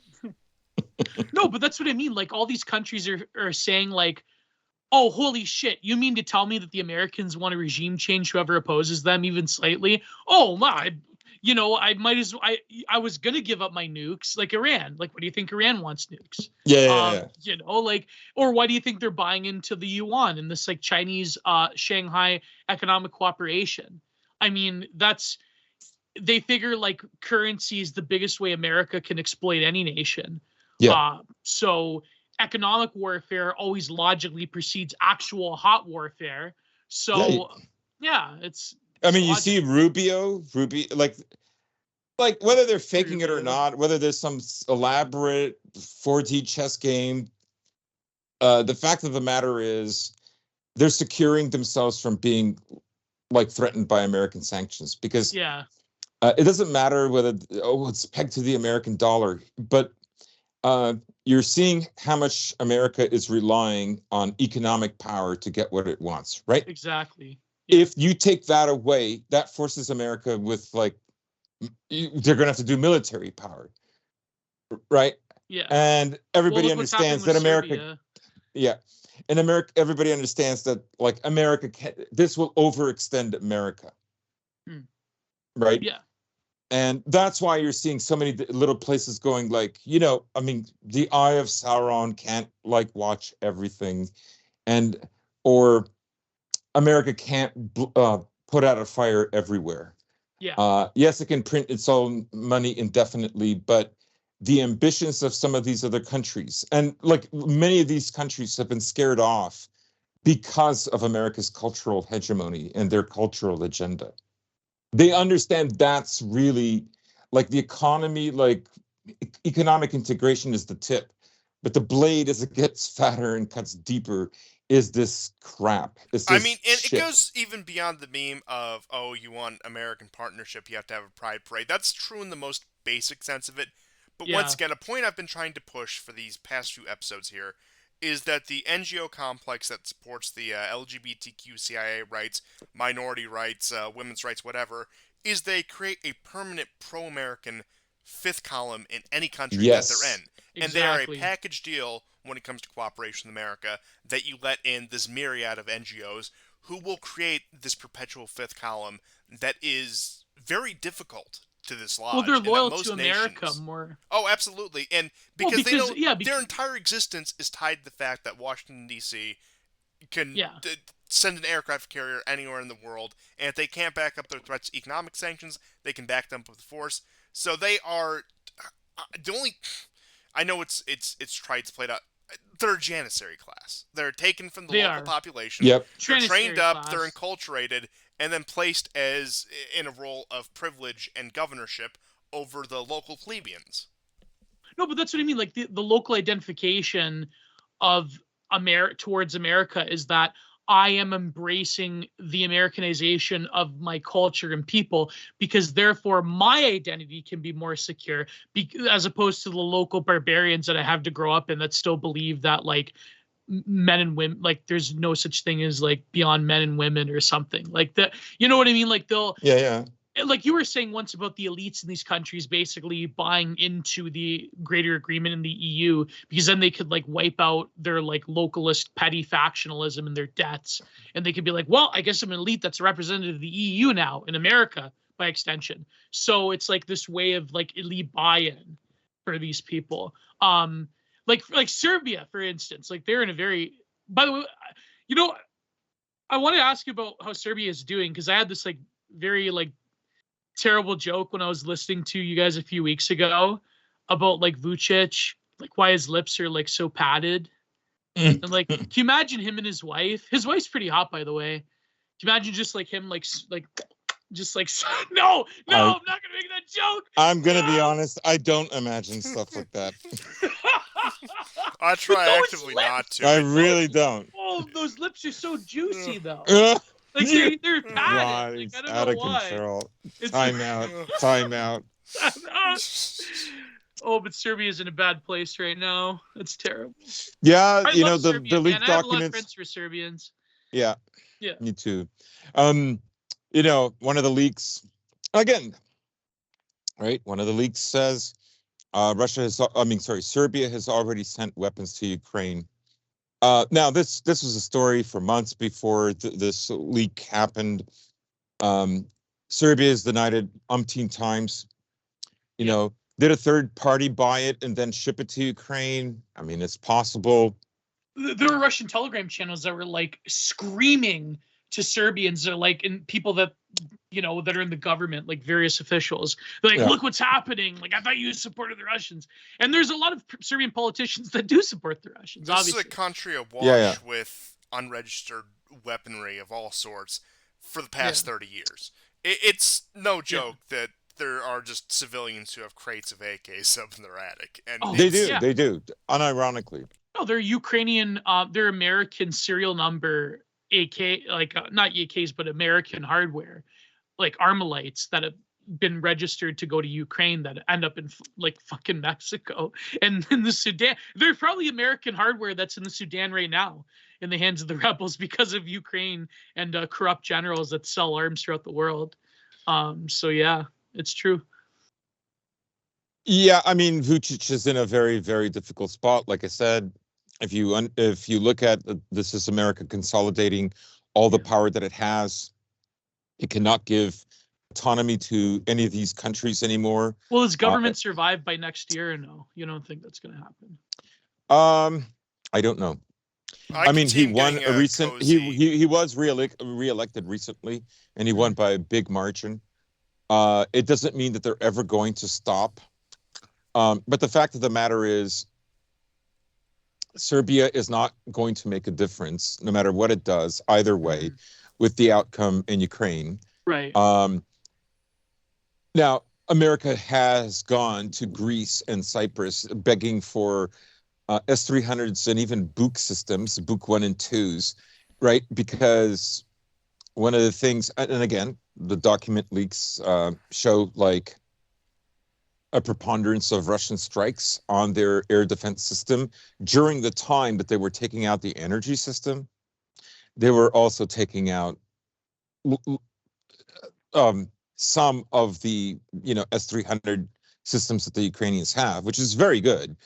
It is one of the reasons, of course, why the Russians have been hesitant. Early on, they had a lot of helicopters and jets that were knocked down, and so they've been very hesitant. But now the use of glide bombs and the reduction of not just the systems, but the missiles that the Ukrainian air defense system needs, right?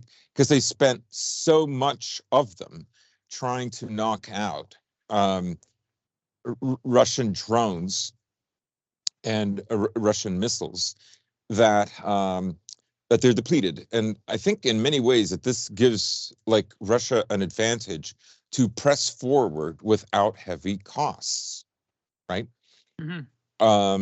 They're inching their way, and you're like I said at the beginning of the show, they're using this on the front line, all along the front line, which is about 1,000 kilometers long.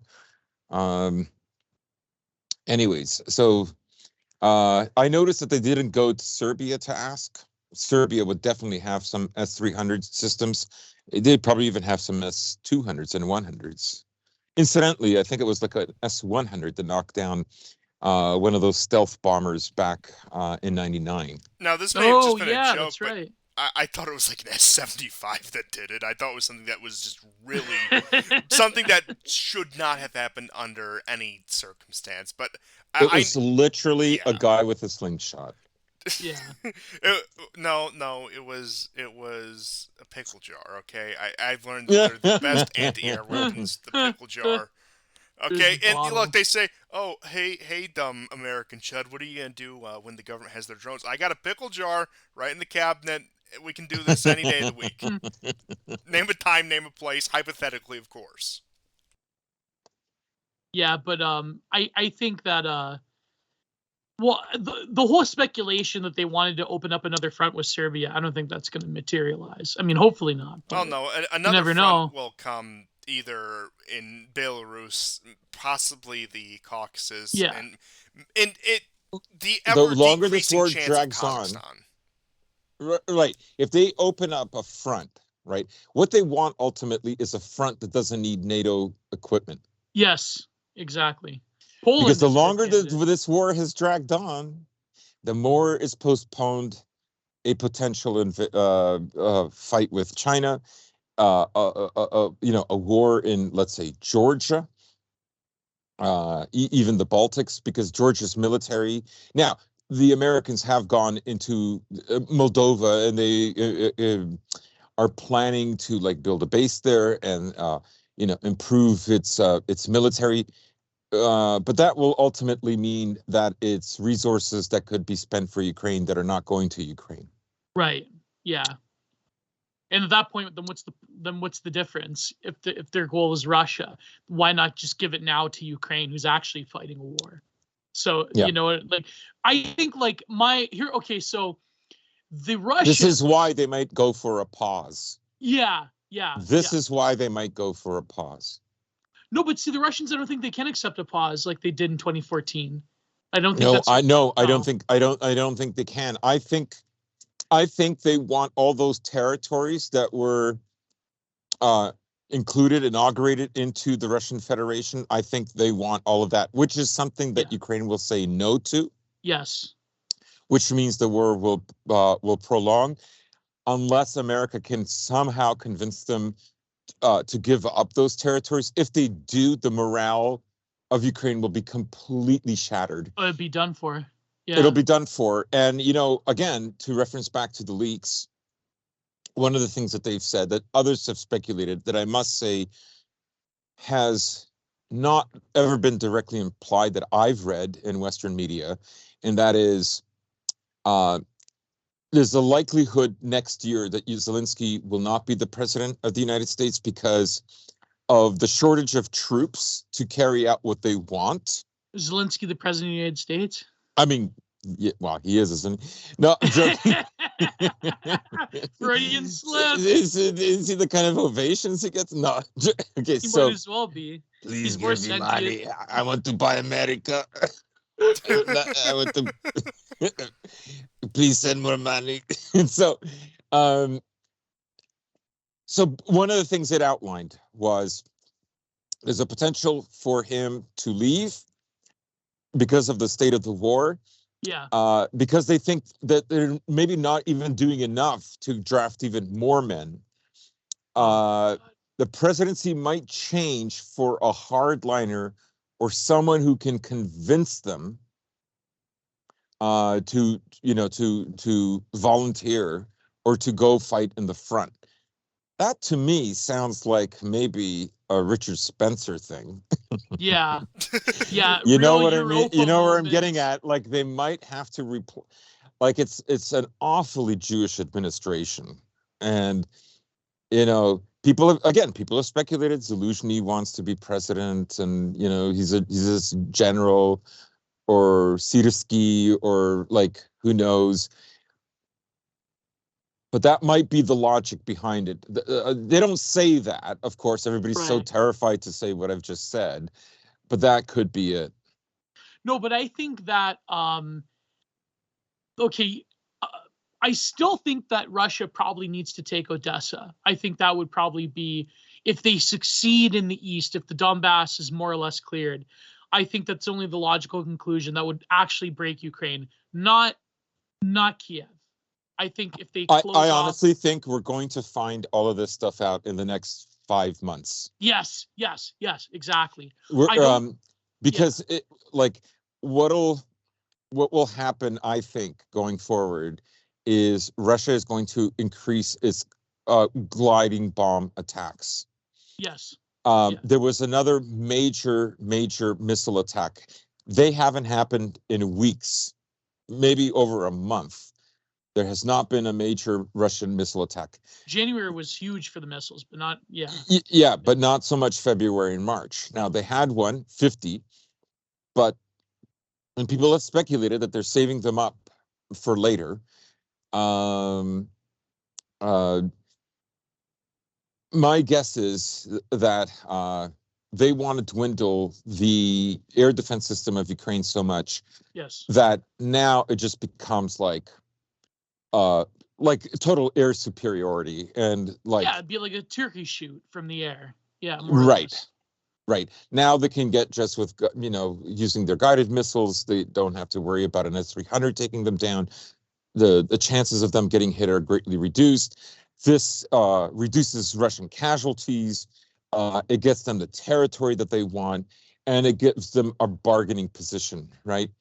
That forces the U.S. and the EU, like really, they're going to have to consider like going into their reserve stocks. Like they will have to make that decision. And then you have like funny stories that happened today, like an American Pro Max armored personnel carrier crashed into one of the air defense systems. This happened in Germany, by the way. One of the air defense systems that Germany is donating to. The wheels are all bent out of shape. The Pro Max got it worse. That's totaled. That's gone. But I don't know. The top half of the air defense system from Germany, that looked okay, but the wheels are all bent. The bottom hull needs work, but who knows? Anyways, and then there's some photos I saw of two Leopard tanks that hit each other, and one of them lost his turret. This could be Photoshop. I don't know. But yeah, so that's what I think is happening. The longer they wait, actually, what will happen is Russia's Air Force will gain strength. And what's the you already have. logical? Go ahead. No, I was just gonna ask you, what's the logical next move? Will it be? I don't think Odessa would be an immediate goal. I think probably Zaporozhye would be another. I mean, after they clear up Donbass. I mean, so what'll happen is the Ukrainians will rush into the cities. Oh, really? Yes, they will rush into the cities. Which cities in particular, like Chernihiv, like in Chernihiv? Well, like the ones that Prigozhin already outlined. So that'll be Konstantinovka, Kramatorsk, Chasiv Chasiv Yar is very close. It's already like on one side cut off, like not cut off, but it's had for at least 2-3 months now where the southern part is in jeopardy. It is on higher ground. However, Konstantinovka, which is west of it, just next to it. Chasiv Yar is like right smack in the middle between Bakhmut and Konstantinovka. North of that is the next city is Kramatorsk. They all like touch each other. Like they're all very close with just a little bit of tiny farmland separating them. And north of that is right next to it. It's almost like one city put together by two different parts is Slavyansk, right? Yes, Slavyansk and Kramatorsk. So my guess is if the Air Force is going to have really like free reign, it'll be a shit slaughter more or less of the Ukrainians. Right. As long as they can get aircraft that doesn't have to fly too slow to bomb more accurately the trenches, which just psychologically that will do more to unnerve Ukrainian soldiers than artillery will. Because I don't know if you've seen the photos from these bombs, like you could stack like 2-3 cars on top of each other to fill it up. It's serious stuff. So the only safe place for them will be to hide inside cities. Yeah, and I think but that at that case, would the Russians be more reticent to just like start leveling whole cities with these aerial bombardments? Or probably, I mean, that's what I mean. I think like from Bakhmut, they would probably be finding ways to not be fighting building by building again. The Russians would not want to do that. But I think what'll happen is they're going to use planes a lot more often. Yeah. So yes, some destruction of them will happen. However, it won't be like Godzilla smashing his way through a city, but it will. No, I think they really do not want that, and I think you've seen the Ukrainians after the Russians crossed the central area and entered the western area, they immediately began just demolishing buildings, whole rows of buildings. They will not hesitate to do that. They know that the people in this region, the vast majority, don't like them. So it's not like it's no skin off their nose. When they knew they'd lost Mariupol, they began shelling the apartment buildings in frustration. This is more strategic than that, but it fulfills a similar kind of emotional release. But no, it will be a tough fight. You bring up a good point if they rush to the cities. But I think like if one side definitely has air superiority, then trench warfare is just not gonna. Yeah. It will not last too long, and so that leaves them no recourse but to go inside the cities for cover and just basically to use the population there as hostage. Yeah. Well, something I had wanted to Human bring shields. up in the topic of the air war is comments that Reznikov had made about bringing in foreign pilots to fly the planes that they have gotten, whether it be the F-16s or whatever else. And I suppose because this is getting up to about 3.5 hours, I'll bring this up as sort of the last topic. I think the only conceivable way the war can actually even stay somewhat in Ukraine's favor is if they do outsource their air force to foreign volunteers. And really, I think that's a stretch. I don't think that's something that's going to happen. But I don't see any other option beyond the Ukrainians making that happen if they want to at least maintain status quo. But how are these American quote unquote advisors that are fighting? If you are operating a missile guidance system, you are fighting in the war. This is bullshit. These fucking that labels. Is objectively true. Yeah. They're fighting mostly in HIMARS units, right? But then how do they how much pay does the Americans have to give them under the table to do this type of work? Like, how are they actually covering up the fact that Americans and Canadians and British and even like Australians and French people are dying? Like how, like, you know what I mean? Like Canadians have died. And then the Russians think about 300 Canadians have died. Generally when you take out a HIMARS, there's nobody, like Russians aren't there to identify the victims. Yeah. Because they're fighting from a distance of at least like 75 to 100 kilometers. Right. So even if you take it out with a missile. Yeah. Right. Like there's no one to prove. You're just going by basically what Americans have said and what Ukrainians have said, that yes, Americans are in these HIMARS units for targeting purposes, and they work with American satellite systems. But that's what I mean. If you require a whole fleet of pilots to go and operate these MiGs or whatever equipment the Americans can spare against the Russians, how can they incentivize like under the table contractors to go and sacrifice themselves and potentially get domed by a Russian air defense system?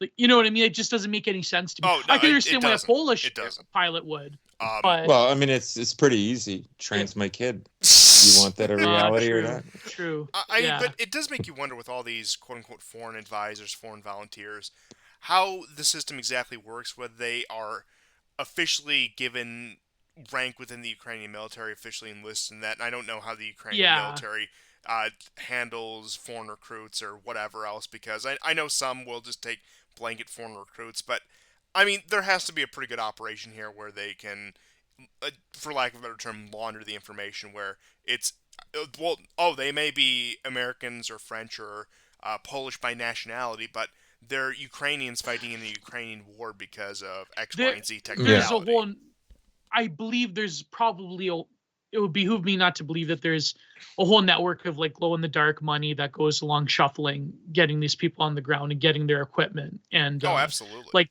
yeah, I mean, I know that there has been tensions between the foreign mercenaries and the Ukrainians. I know I don't know if it's real or not, because I just know in passing is that there was one instance where the Ukrainians were under incredible stress by the Russian artillery, that there was an argument between a foreign unit and Ukrainian unit, and they actually started firing on each other. Yeah. I know there's actually been more than one instance of this. It's like a story you get out of Syria. Exactly. Yeah, exactly. I don't know. They speculate there even is foreign volunteers in Russia. I don't know if there's any Americans or Canadians have gone there, but I know there's probably a shit ton of Serbians that have gone there. The Caucasus. I wouldn't even be surprised if like some kind of like weirdo MAGA communists like third worldists have gone to like if like Logo Atlas has volunteered to like bomb bomb Ukrainians. Oh, there were guys like that who volunteered for the first Donbass war. There was some guy from Yeah, Texas there who ended up was. like moving there, and I think is actually a Russian citizen I think to I this follow day. that guy in Telegram. What's his name? Bradley from Texas or Yeah, something? something like that, Yeah, but completely yeah. assimilated into Russian culture. There's like some like weirdo that like was listening to Democracy Now in 2007 that like just that started. He was like a Bernie bro that voted for Trump, and then he's like, "Well, I guess I gotta go and support MAGA communism." It's like, it's honestly the most respectable outcome for somebody like that. it's literally like the Antifa dream in North America because like they say that all like the far right is funded by Russia. So like, well, actually, all those Gray Mirror, like all those like anti-war people in like the early 2000s, they're actually secret fascists now that like work for Russia. But Well, but they're like these weirdo third worldists that like talk about communism and like listen to Jackson Hinkle and like Infra Haas. Can you imagine like Infra Haas going there, like volunteering to the Russians for the Russians? I used to go on those streams and just pose like unironically it's a communist MAGA because I just it's I would say something like Did you invent MAGA communism? no, he did. Because it's just so funny. It's just so funny. Can you imagine Infra Haas would like join Wagner and like start like watching K-On and like going and getting trained by Wagner. Oh man. Can you imagine like Logo being like like that sniper, the Serbian sniper? He'd be like that. He'd be like a sniper for Wagner. Logo Atlas. Completing the system. Are you yeah, that's kind of like what I said. only Trump can fulfill Mao's dream. I would say something like that in the chat, like, and they'd agree with you. based, based, unironically based, and it's like the like I just love how crazy it is. I love how like those wingnats have like those soy jack memes of like the BRICS nations hugging each other, and it's like the Chud Jack is like a Russian and like the brown guy is Brazilian, and the Chinese guy is like a Chud Jack, and like this is real right wing third worldism is like the BRIC nations. Oh man. I was like, yeah, that's the case, and you're still losing them. So what's that say about you? Like, yeah, it's these people. I could go on all day, but I will say now that we've crossed the 3.5 hour mark, and that I am about ready to probably call it a close here. Any final thoughts, just all around? I'm kind of like at a loss for words. I think that one last talking point besides Vucic's luscious lips. Okay, this is a serious point. I think that if they manage to drag Poland into the war, despite all of their like intense ethnic hatred of Russia, if the numbers are correct that the Polish people have lost about 1,000 fighters in Ukraine, those are 1,000 people that haven't been brought into the full awareness of the Polish public because of the operations that are happening clandestinely in Ukraine. I think if they manage to draw Poland proper into the war, they won't last very long. I don't think the Polish people, despite their hatred of Russia, I still don't believe that the Polish are probably capable of accepting maybe 10,000 or so Polish troop losses. I mean, to fight they've accepted 2,500 losses so far. Well, yeah. That doesn't mean they'll accept more. However, they are mobilizing now 230,000. Really? For a country of 40 million, that's a lot. That is a lot. But what would happen if they entered the war? And Russia would have to contend with another 200,000 troops. They say, I mean, if the number is accurate, that the Ukrainians only have about 200,000 troops right now. And if those Polish people could beef up the numbers to the numbers they had around the summer in 2022, I don't know. I think the Russians could obviously withstand it. I mean, obviously. But would it make it that much of a difference? I think what they would need, like, I hate talking about like horse trading when it comes to human life, just to like put that out there. But yeah, but we're talking about war, so it's inevitable. But yeah, like, go ahead. What the U.S. is looking for is, like, yes, they want to process Infinite troops against Russia. Yeah. Right. What they want a process that, like, breaks Russia. The argument that the process could be steered along well if there is, like, a devastating defeat that destroys the morale of the Russians completely, right, that would serve it. But if it doesn't achieve that, if Russia just continues to fight and fight and fight to outlast, then America will be kind of okay with that, but not totally. Right.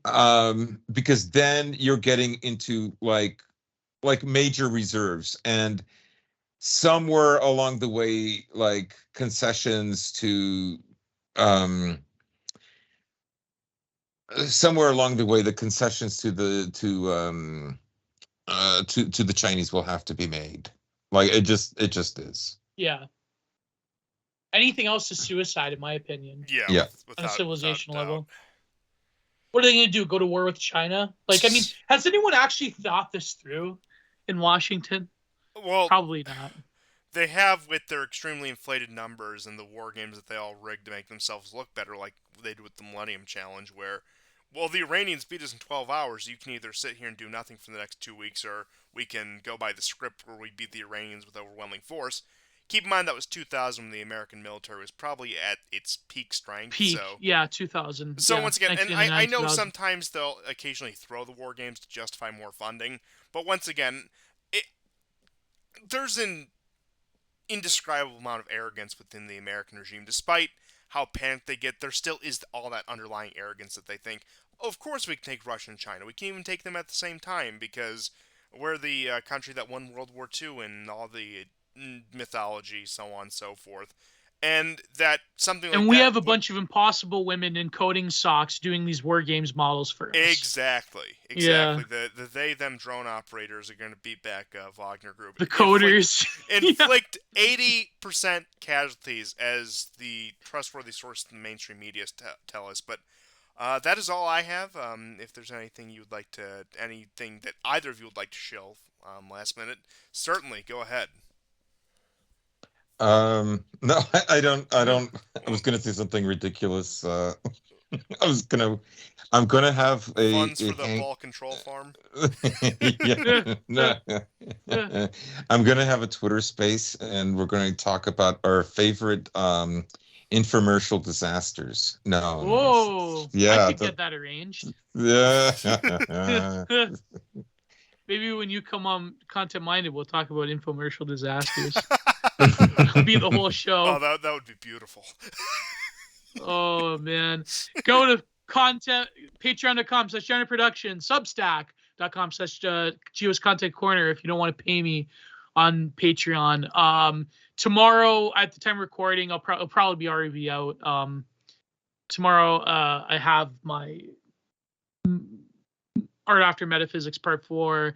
And last week, me and Prude did not do the Digital Archipelago because he had Orthodox Easter. He had a lot of like family stuff, and he was traveling, I think. So yeah, but this week we might have a guest. We might have Christopher Sandbatch on. We just have to see the scheduling. Depending on when this comes out, probably already happened. But yeah. There is something breaking. I just want to point out. Do tell. So there was a piece that ran on by CNN. I'll just read you the bullet points. CNN denied Kiev's fakes that Ukrainian refugees were forcibly deported to Russia.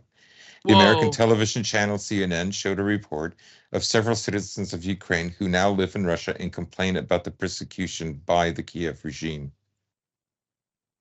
That's Whoa. big. Wow. That's big. What, That's the very big. CNN's admitting this? Yeah. Holy crap. That's like the New York Times talking about like casualty figures. And like the And mobs semi-honest. have taken over Chicago. Whoa. Yeah. So let's see. Quite the There was headlines this- to end on. I'll give it Yes. that much. And I will Yeah. say, I say this at the end of every time we have our good friend Gio on. Give this man your money. Please, you'll be able to buy my book in a year, so maybe less than a year, depending on how non-lazy I am. Depending on how much money you give this man. Exactly, 100%.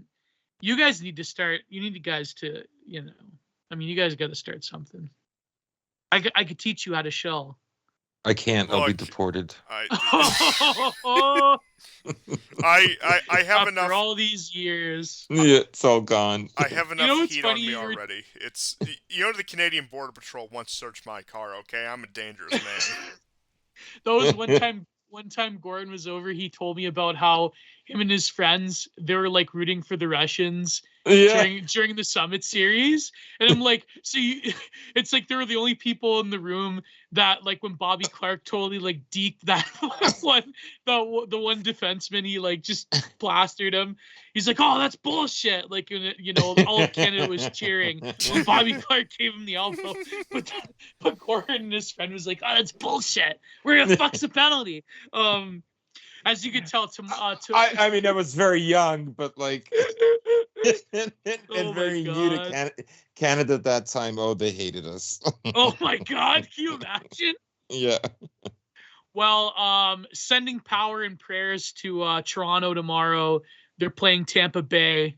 Hopefully they win this year. I mean, by winning, I mean going past the first round. That's to the Maple Leafs fans, such as myself.